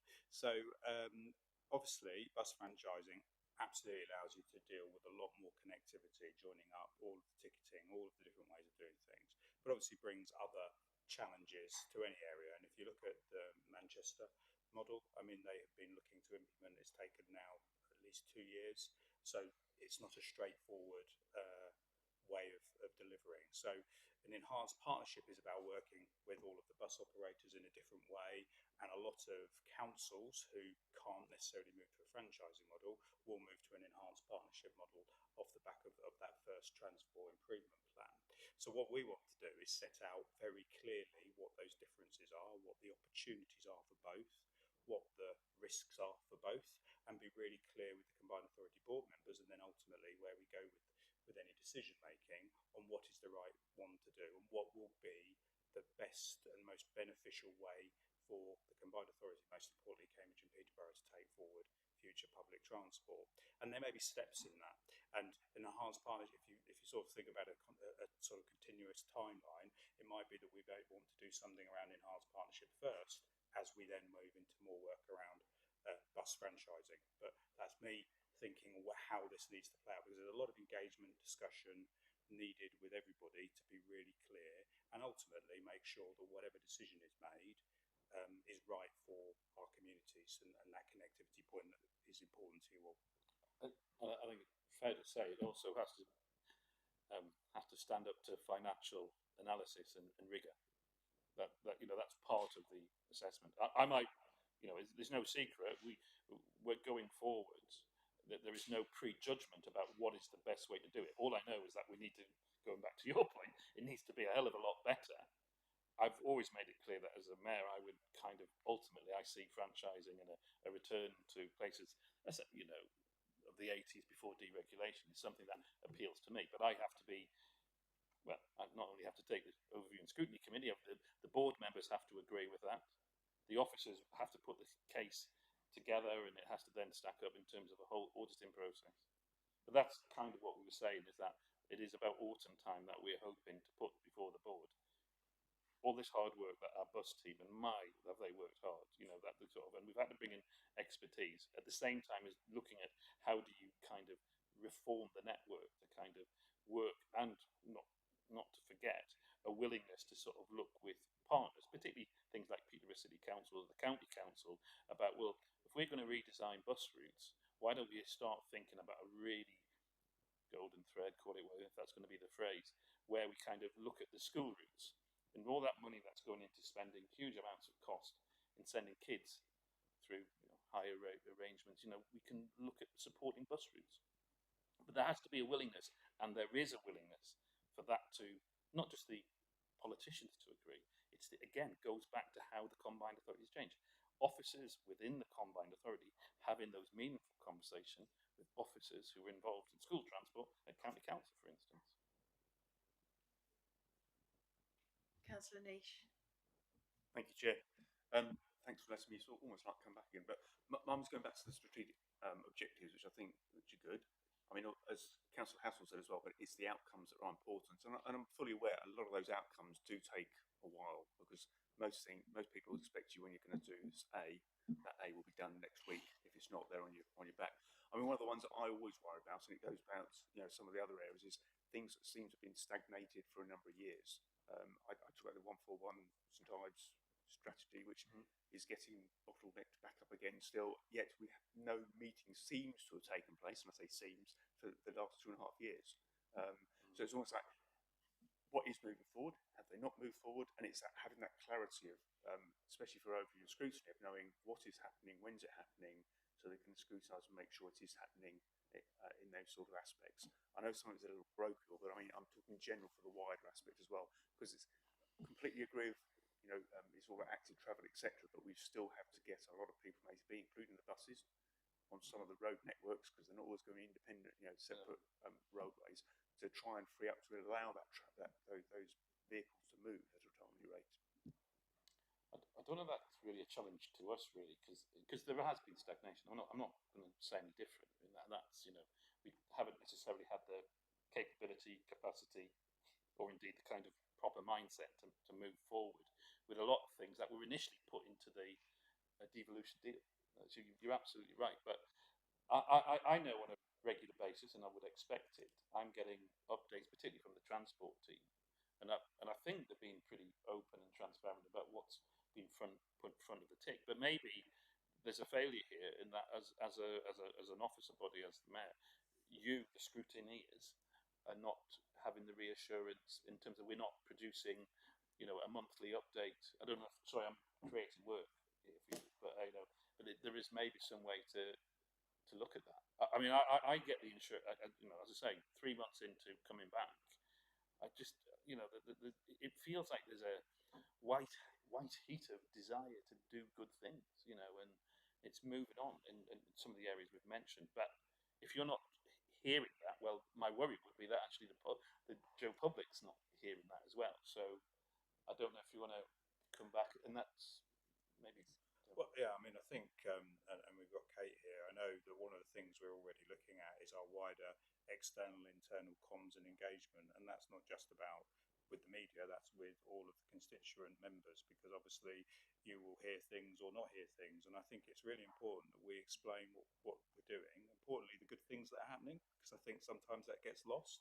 So I think we could pick that specifically up and do a lot more with all constituent members in terms of what we're doing. And if you haven't had an invite, and Nick's over there and will be coming on later on, there is the members induction session in Peterborough on Thursday, so hopefully you've got that or had that invite, and part of that is to just try and share a bit more about the journey and what we have done and what we are doing, so that everyone starts to get a better understanding, because it's quite a complex situation in Cambridge and Peterborough, with the amount of different organisations all trying to do the same thing, which is improve the services and quality of life of residents and businesses.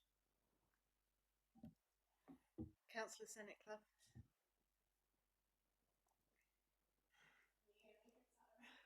Yeah. I don't think it's on. It has to have a red light on it.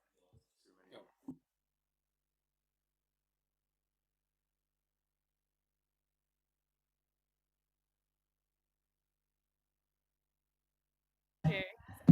It's working. Ah, right, thank you. So I'm new. I'm just a sub.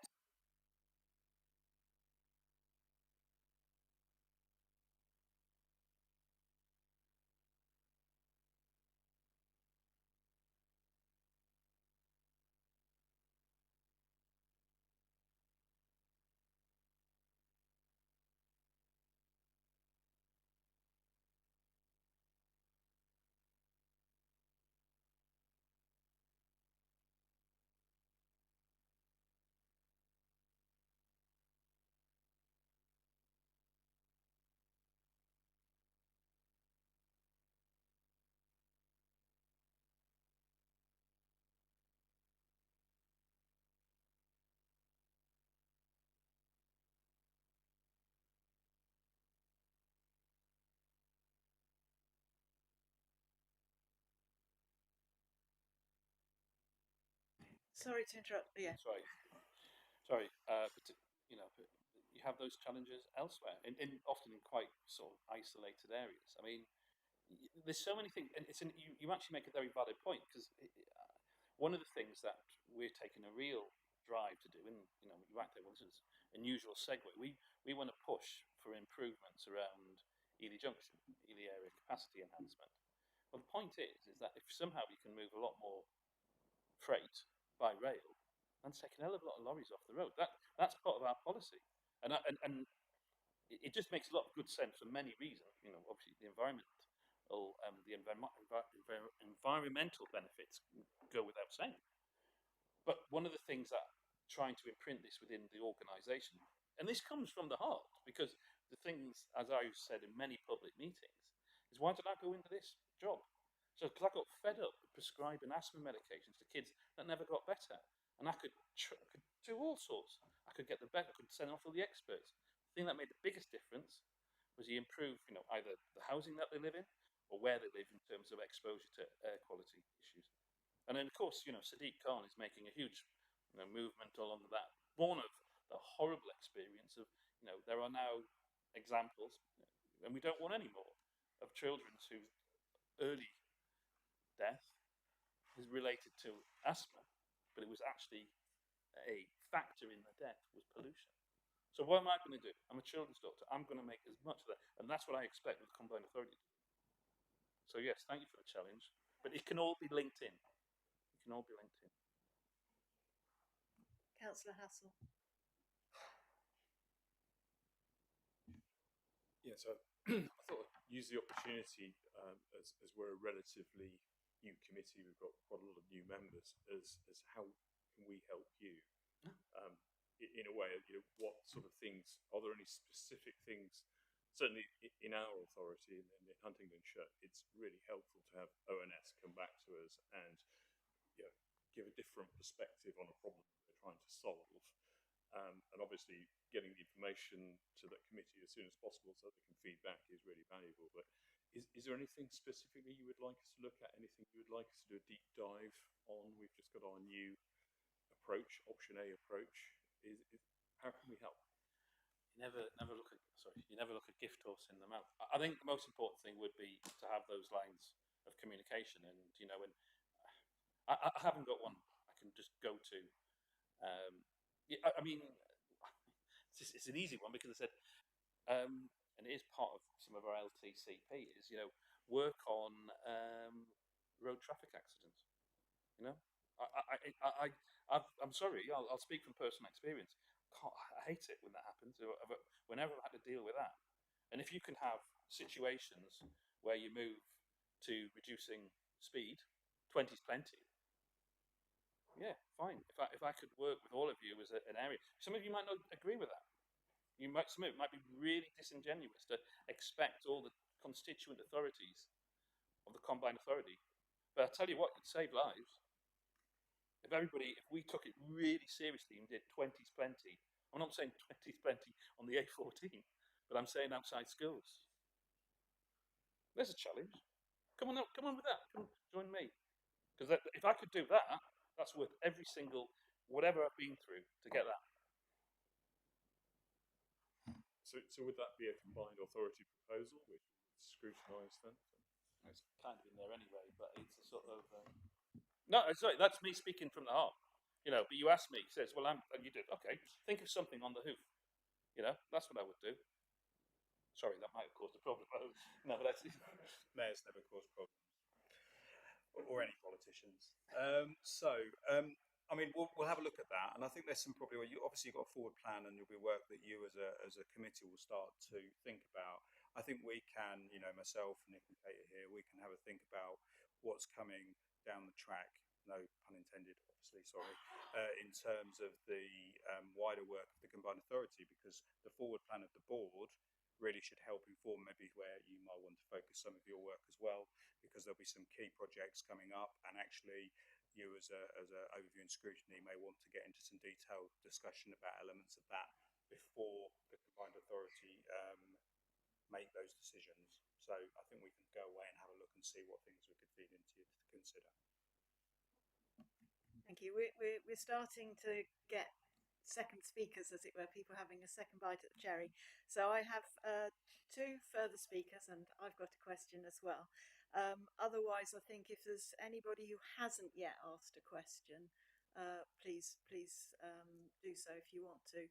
But I think we should think of drawing it to a close after that. Councillor Cox. Thank you, Chair. So I was just coming back, to your comment about arts and culture, which is a particular interest of mine. I was in the Creative People and Places bid way back, failed to get the money. It's extremely difficult to find funding, and I know Peterborough is a particular cold spot, but you see Cambridge with that amazing resource of the university and the high culture that comes from there.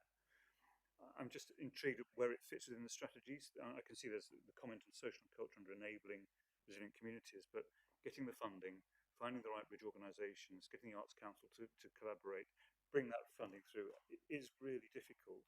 And when it comes to a constituent authority, well, I'm sorry, that's a nice to have, and the way that funding is, there isn't a huge amount of money at the constituent authority level to provide that sort of quality culture that we would like to see. So I'm intrigued to see how that ambition is going to fit into the process. I've been asking that same question of officers for the last 2 years, but there was, when we first arrived, there was a good stab at it because there was a focus. I said, look, hey, there's a bid for City of Culture. We didn't get it, and I actually pulled back from that. But there was some pretty good work which was done by bringing together museum leads and lots of people who were there. And we started talking about the Great Level. I thought that was a very good, played with the levelling up agenda, linked in with the identity of the levels around the mid-level, level. But actually, ultimately, that's a challenge to officers. So I would like to focus on this. And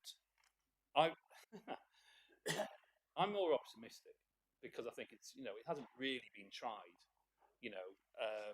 as a coordinated thing across the whole area. Call it a 3 cities county of culture bid, whatever. I need the experts here. And the reason I think it can happen, because I'm from the northeast, and I don't know if you've ever visited Newcastle and Gateshead, but I grew up there, and people, it just wasn't the thing. But now, you start with an Angel, and then you end up with the Baltic flour mills, and people go to Newcastle. Well, they might go for a drink, but they'll also go for the culture. So why don't you have it? We can have that in Wisbech. We can have that in March. And if we don't do it, we're doing a disservice to our county. So that's my point of view. So I'm optimistic, but I'm not pretending it's easy. Thank you. Just my final point. I'd love to see how it fits in with the strategy and like to follow it through. Thank you. Councillor Goldsat. Thank you. Just a very quick one, and it's one you mentioned, Mayor, very quickly. I'd like to just hone in a little bit on the Ely North situation. It's critical to freight transport for all the right. I 100% agree with what you said. Yep. Environmental benefits, trade, etc., etc., etc. But it's actually the knock-on effect of the procrastination in this area. We've got a wonderful new station at Soham, as I know you recently got off and had to walk up to the town. I'll speak to you about that another time because there's no bus connects that to the people of Soham. I know. I know you had to walk it last week, so that's good that it's in your mind that the major legs ache. But the point I'm saying about Illinois, Soham is still on a 2-hourly bus timetable. The train provider will do 1 hourly willingly, and so we're told, as soon as we get the Ely North situation. What I'm saying is this is a concentrated piece of effort, which is a huge piece of work, I understand. Okay, so my question is, can we do all that we can to expedite this, because it's actually stopping so much else coming? I'm going to let you describe what we're doing with regard to the rail summit. Is that okay? Yeah, I can do, certainly. In terms of rail and Ely Junction, I think it's pretty clear to the majority of people the importance of getting the rail infrastructure right. So on this first week in July, we've got a rail summit that's really part of the combined authority, constituent councils and other key stakeholders in that rail sector kind of really coming together and shining a spotlight on the importance of the need to invest in rail improvements. This is just one example really of how we as a combined authority need to start to work differently with partners and lobbying for investment in key pieces of infrastructure. So what we're doing in terms of this rail summit in 3 weeks' time I hope is the beginning of us starting to move to a different level of lobbying for key pieces of infrastructure. And to follow that up, it's not as if the problem isn't unacknowledged. I had the pleasure, genuine pleasure, of going down to Cambridge South, and a lot of positivity about delivering a new train station there. I mean, that's obviously been on the books for quite a while, and I'm very much aware that it must really stick in the craw for those up north thinking, oh, Cambridge's got 3 stations coming now. But I'll tell you what, Hugh Merriman, charming fella, he spoke to me as the Secretary of State, and meeting him for the first time, said, I know what you're going to say, and he was right. I said, what will you do about Ely Junction North? And it's on the radar. It's for central government. It's for ongoing lobbying. It's not just for the work that we'll do in the Cambridge and Peterborough area combined authority. It's for the MPs of Norfolk and the MPs of Suffolk, who also will see a benefit. And actually, it's the MPs of the rest of the country, because we have got so much evidence. It's out there, you know, the cost benefit just by enhancing the amount of frequency. And the minute we do it, that allows much more frequent passenger journeys, and what we're talking about through Soham, but more importantly also for the line between Peterborough and Ely, which then allows whatever we're going to do, and we're absolutely focused on it again with regard to connectivity of ultimately from the very north, Wisbech, Chatteris, coming into March. It's also, just if I can come back please, Chair, through you, it's also the catalyst. I mean, it's a huge catalyst, but it's the catalyst for so many other smaller projects. So you'll be familiar with the Snowell Loop that's taken out and is missing. If we can get the Snowell Loop opened up, then suddenly you've connected Soham to Newmarket, and guess what? To Cambridge South, so that people can get to Addenbrooke's. Oh yeah, from the local community without having to take the cars. We're up against it because I can tell you this now. All other metro mayors would, through their scrutiny, they'll all be saying that they're making their point and lobbying, be it for HS2 improvements in case of Bradford Station and Tracy Braben and what's happening with in Liverpool. But we're not just going to just sit back and just say no. We understand the challenges of the Trans-Pennine routes. We have our challenges here, and you can absolutely be reassured that we're not. We've got all the arguments are out there. Thank you. My question is around the bus strategy, and asking you to make sure that there are clear mechanisms for very local engagement with it, because the consultations that happen towards the end of a strategy, they're very high level and don't necessarily allow that local granular engagement.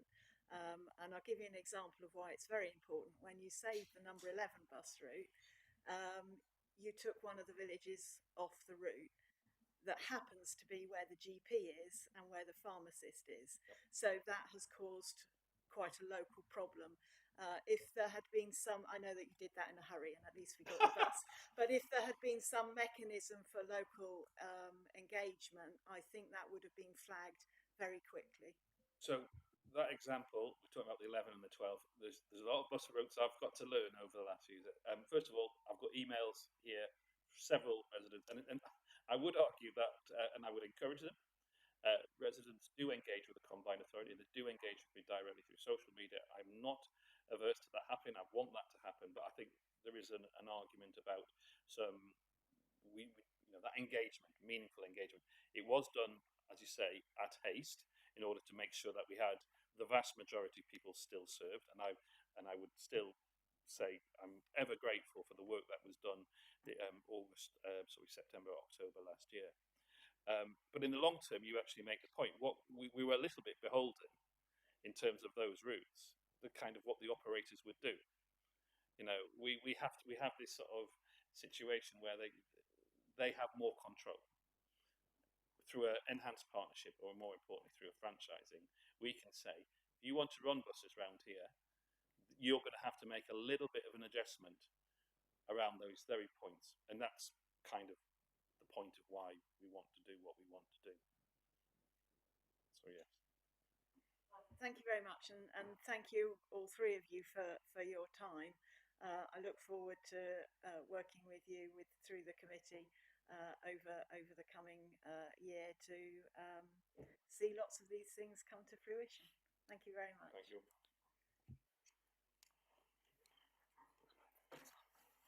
question. Do you want?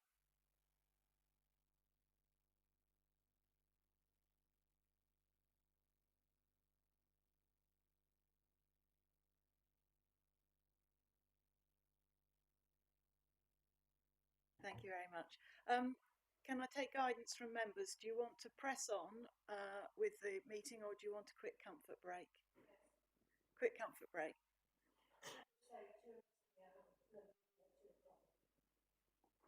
Okay. So we'll reconvene at 1 o'clock.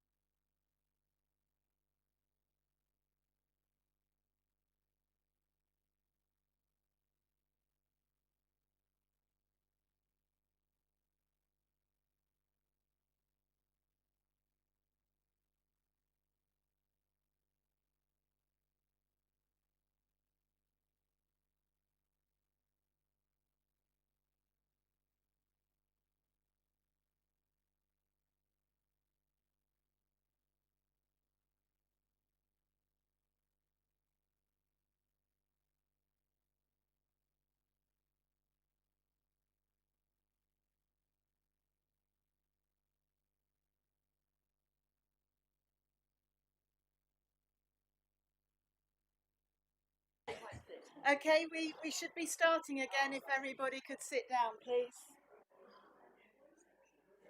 Can we come back to order and start the meeting? Because there are people who have to leave at 1:30.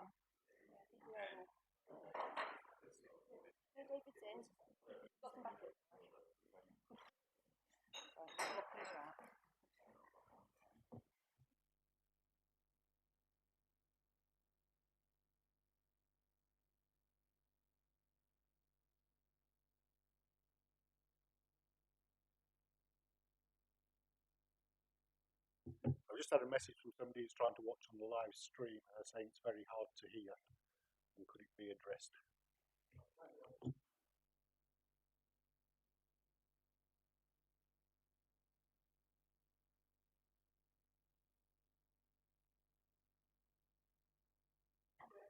And I think also if we all make sure we do switch them on, and if our neighbour's microphone isn't working, perhaps if we pass them ours so that they can keep going.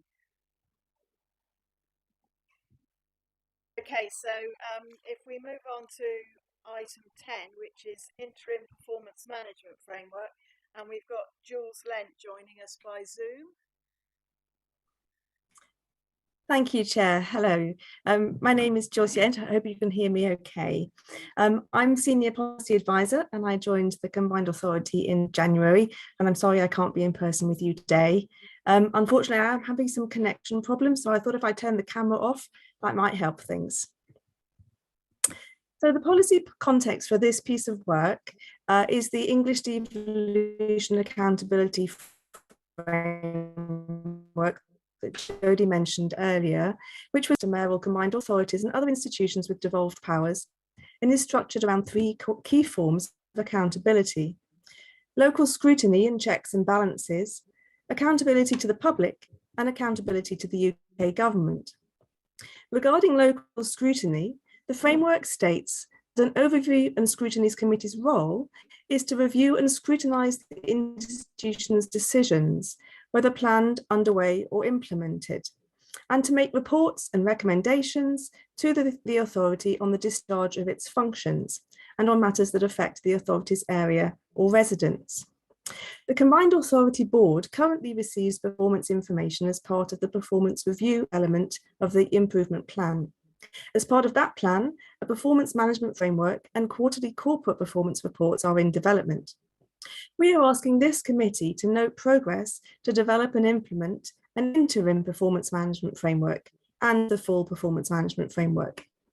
Section 2 of the report sets out how we propose to develop the framework to be presented to the Combined Authority Board on the 26th of July and the full framework to be presented to the board in September and quarterly reports thereafter. Our intention is that the Combined Authority's corporate performance reports will contain a broad range of information, including a balanced scorecard of corporate key performance indicators and a narrative report on our most complex projects, as well as the information currently contained in the Improvement Programme Highlight Report. Members of the Overview and Scrutiny Committee will be invited to contribute to the development of the Performance Management Framework through a workshop on the 13th of July. The workshop will include training on interpreting performance data and co-production of the list of KPIs. This committee may also wish to scrutinise the quarterly performance reports, beginning with the baseline report at your meeting on the 24th of July. Audit and Governance Committee provided feedback to our plans on the 9th of June. They commented that we need to be mindful of the challenges of presenting performance data accessibly. They requested that performance data interpretation training and a feedback loop be built into committee reports so that members can give their feedback on the accessibility of the information presented. Audit and Governance members will be invited to the Performance Management Framework on the 13th of July and will scrutinise the new process in November. I'm happy to take any questions. Thank you, Jules. Has anyone got any? Thank you, Chair. Jules, thank you so much. And I remember your very able presentation at the Audit and Governance Committee. So I'm on top of what you are proposing. I think we look forward to the workshop on the 13th of July where we can give some of our suggestions. But for me, the issue is always in this committee is to know where the problems lie, and hopefully that KPIs will identify that. What we might need to ask of you is, if it's possible, where certain difficulties arise that you recognise in the process, that we get some sort of notice of it so we can then scrutinise it, rather than waiting for a quarterly report. So I'm wondering just how flexible the reporting mechanism is that might identify where problems lie and then can refer it to us so we can consider it. Thank you, Chair. Thank you for that question. Yes, that's indeed in the framework. It does, and also the guidance. It recommends that members have access to the data themselves, and this is something that we're working on to think about how we can give you access to data in between those reports, and as you say, give you more notice of when issues are rising. If I may come back to you, I think that's great. I think it's just about how you can proactively articulate that to us so that we know an issue is developing, so we then have pre-warning and can then advise other members about how we might want to examine that in the next meeting. It could well be outside of your quarterly review process, and not all of us might be particularly keen to go through complex KPIs to identify problems. We might look forward to getting the support of an officer who might have identified it. Thank you, Chair. Councillor Bradnam. Thank you, Chair. Thank you very much, Jules. This is just a practical point, and I know you can't be mindful of all the constituent councils, but I note on the 13th of July, South Cambs District Council has full council, so it's very unlikely that members from South Cambs would be able to attend on that day. Equally, there are other county committees as well, but I just wanted to point that one out. Depending on the time of day, of course, but probably. Councillor Brown. It's East Cambs full council that day as well. So it's clearly going to be difficult to fit in with everybody, but it does sound like you'd rather pick a day that doesn't fit in with quite a few people. Any other comments, questions? So we're asked to note the progress. So I guess we don't need to vote on that, do we? No. So everyone happy to note the progress? Agreed. Thank you very much, Jules. And now we've got Nick, who's here in person, not by Zoom. Hello, Nick. Hi there. Let me just put the microphone in if I'm there. Is that working? Can everybody hear me? Yeah. Excellent, thank you. So just let me introduce myself first, if I may. So my name is Nick Bell. As you can see on here, one of the roles I carry is Chief Finance Officer, but my full title is Executive Director of Resources and Performance, so it covers a wider range of issues, including things like legal, democratic services, procurement, IT, programme and performance management, and also more latterly the improvement programme as well, which is why I'm here today to present this report. You would normally have Angela Probert, our interim Director of Transformation, presenting this report, but Angela is on leave this week, so she sends her apologies, and I'll be covering the detail of the report instead. And very happy to take any questions that may come through following my brief presentation of the key salient points. First thing I think is worth saying in relation to the report itself is that it's obviously a key area of updating the improvement programme, which you'll be aware from some of the discussions that you've previously had at the Overview and Scrutiny Committee this morning, is one of the key areas of focus of the combined authority. This all obviously came to the fore through the best value notice that we received from the Department for Levelling Up Homes and Communities back in January, together with a couple of letters as well that came from the external auditor. And since that time, officers have been working exceptionally hard to pull together an improvement programme that will ensure that we can overcome the issues that were identified in those reports and letters. The latest report that went through to the main board on the 31st of May identified a number of issues and what was called a reframed improvement programme. The main improvement programme had started back in June, July last year, and had pretty much completed all the key actions. There were a few outstanding ones, but because of some additional areas that the department identified in its note to us, and the best value notes in January, it was agreed to reframe that improvement programme to cover 5 key themes. Those key themes being, number 1, governance and decision making, number 2, procurement, number 3, partnerships, number 4, project delivery, and number 5, one we call culture, capacity and confidence, all of which are intended to ensure that we meet all of the requirements of that best value notice. The best value notice itself was slightly different to what you might expect in that it didn't tell us precisely what we needed to do to overcome the best value notice. It merely said those were the 5 areas that we needed to improve in, and we almost had to set our own targets and homework in relation to that. And therefore we've picked up what we believe will be the key issues in resolving the issue around the best value notice. The best value notice itself, as we say, came through in January. It lasts for a year. Therefore, it's highly unlikely we'll be able to discharge that and prove to the department that we are back and no longer require the best value notice until next January at the earliest. But that's what we're aiming for in relation to the programme. So in terms of the report itself, you have Appendix 1, which is an update on the key areas of the improvement programme. And just to update that as well, because as always, there's a gap between when papers are produced and when the meeting takes place.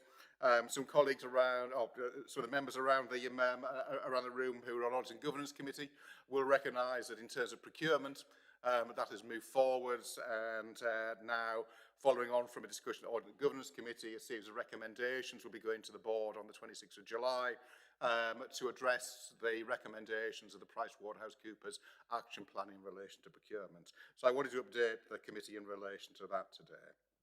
Appendix 2 comprises the reframed improvement plan, and as previously mentioned, these are live documents, so that at the moment doesn't include 2 key areas and issues that were identified at the workshop for Review and Scrutiny Committee just last week, and they will be now included within the area for governance and decision making. One of those is making sure that we have the correct amount of officer support to the Review and Scrutiny Committee moving forwards.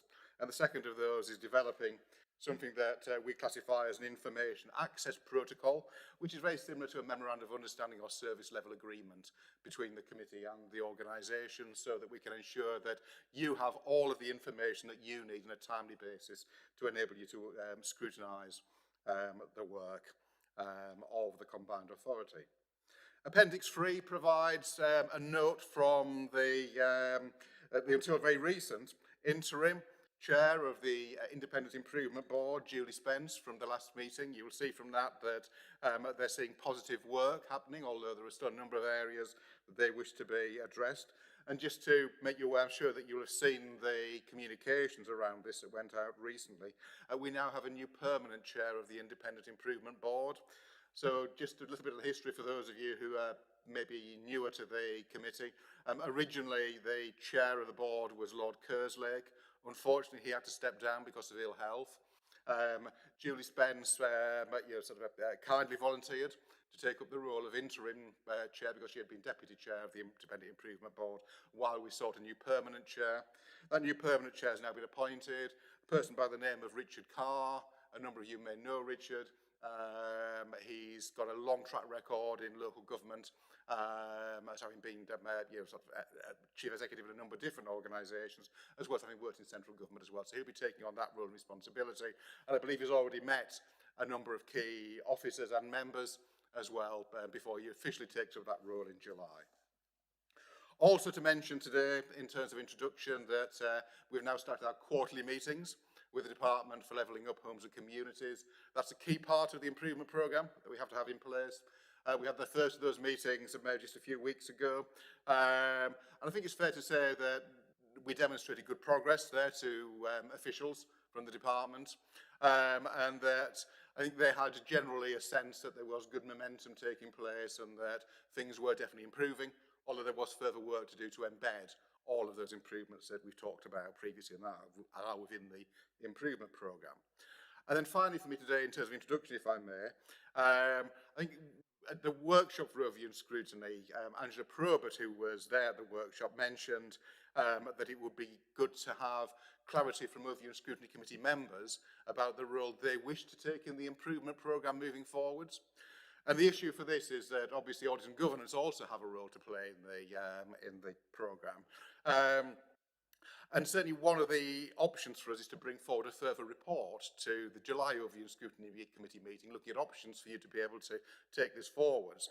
It would be helpful to us if we could maybe just frame that slightly.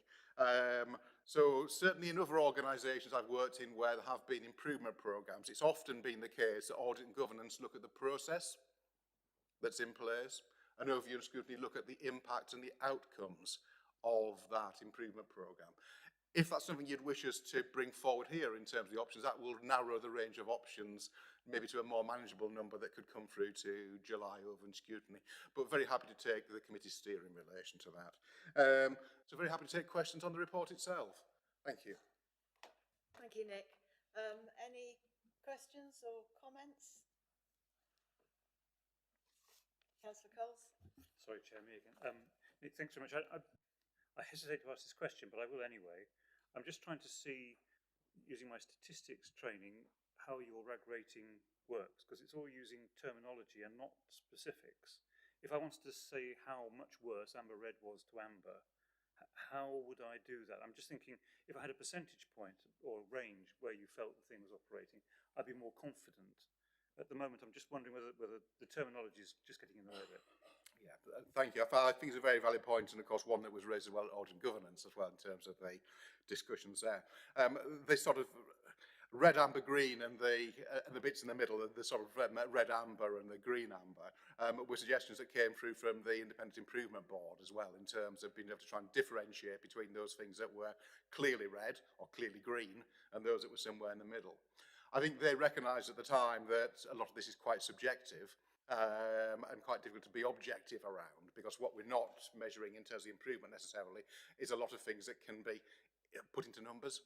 And actually it's recognising that actually it's putting in place the building blocks, like in governance, like in procurement, that enable us then to be able to become a better organisation, better suited to the task ahead. And therefore it's somewhat difficult to actually have that really clear view.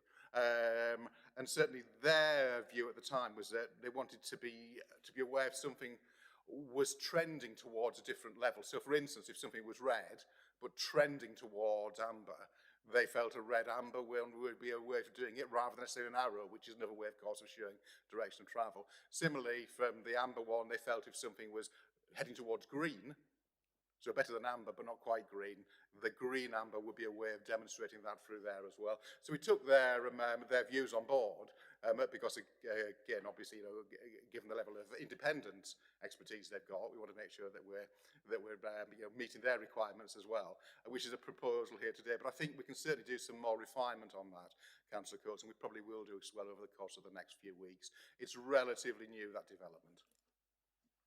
May I come back, Chair? Thank you. That's really, really helpful to know. I just think it's, as you say, it's imprecise.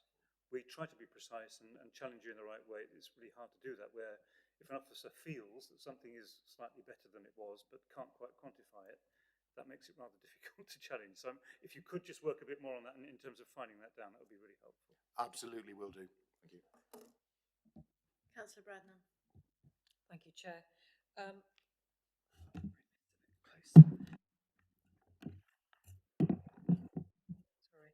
I just wanted to come back to page 37 of our agenda pack, the area of improvement that was requested, and the conclusion of the investigations and safeguarding of staff. And in there it says that the monitoring officer would consult with the independent person on the findings, following which there would be a hearing. And elsewhere it says that just in the paragraph above, it says that should be concluded by the end of May, early June. And there's courses of action to take if there had been deemed to be a breach of contract and if there wasn't. And I just wondered, where have we got with that? It's not clear. Forgive me, it may be that it's already been covered, but if you could explain where we are with that, that'd be helpful. Thank you. Of course, thank you. It's, on that one, we are waiting the independent investigators' report, and we cannot take any further action until we receive that report. We don't know precisely when that will be issued. We anticipate it may be sometime within the next few weeks, but we simply don't know for certain. Thank you very much. Councillor Brown? Thank you, Chair.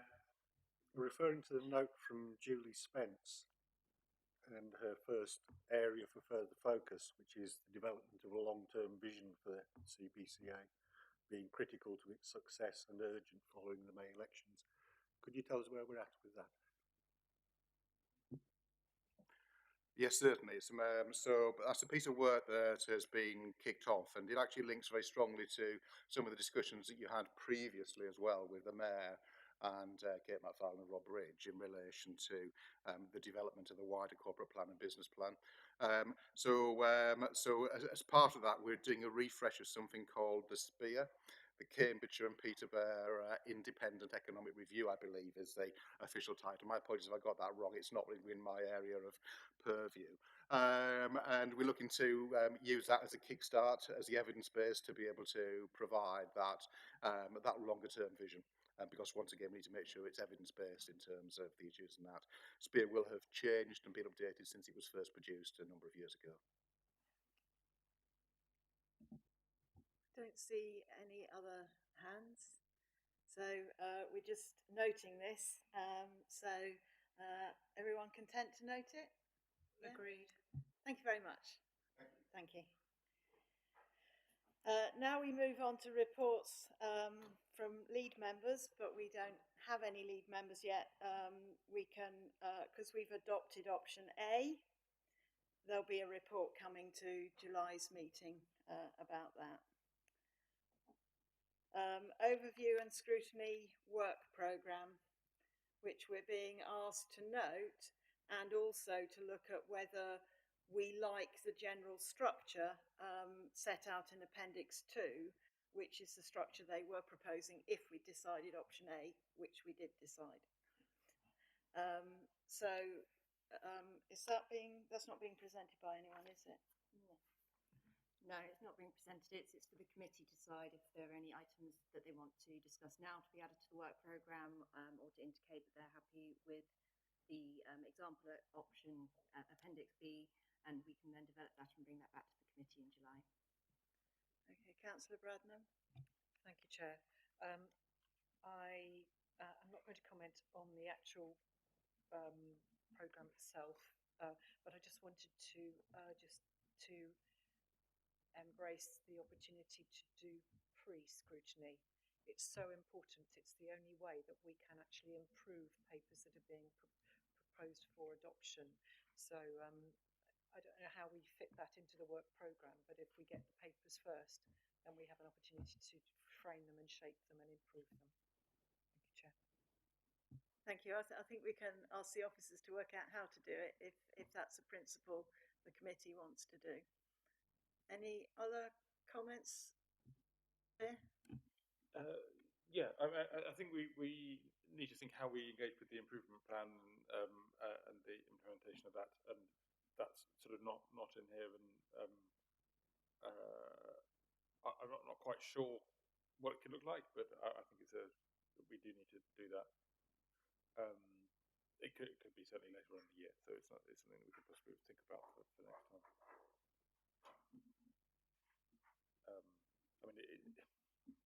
It cuts across a lot of things, but as a specific thing, continuing this discussion with Jodie and with the new chief executive, I think would be useful.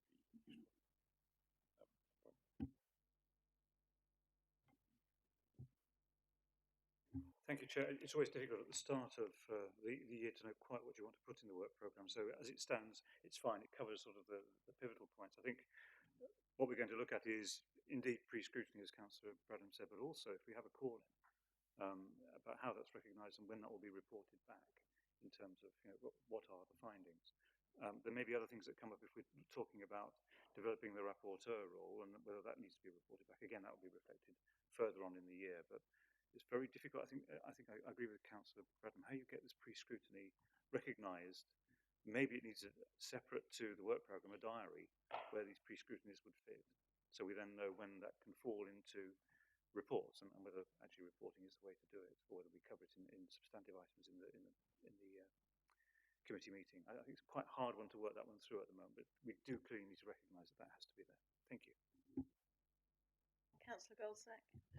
Yeah, in support of Councillor Bradnam's point, I think what we've seen this morning, I'll say it from a personal perspective. What I've seen this morning, shared with everybody, it feels like a slightly different approach. And actually what we've had in the past is maybe officers not wanting to open up for scrutiny and reports suddenly presented to us, and then we're working on the report and where did this come from? This has come from left field.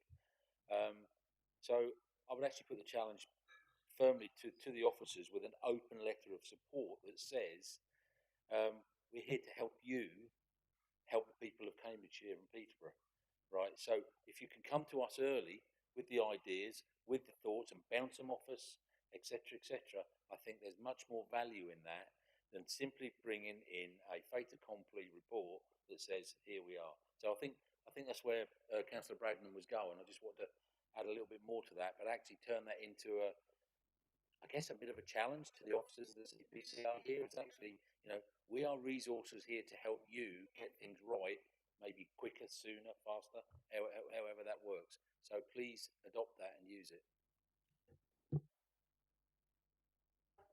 It's good to hear that other councillors support that view. My feeling is that an enormous amount of benefit can be gained from early councillor member input, but in all aspects. We can head off at the pass things which we see might be really problematic, and we can make suggestions for improvement. And so I would really urge, and I understand it is not easy when a schedule of meetings has already been prepared, but if we can help to inform this programme so that papers are brought to us early on, then they can then go to the committees at which decision making happens, and we can really help officers to bring forward papers that will receive general approval, because there'll obviously be discussion, but it means that we can help those to be in a format that they're more likely to be acceptable. Thank you.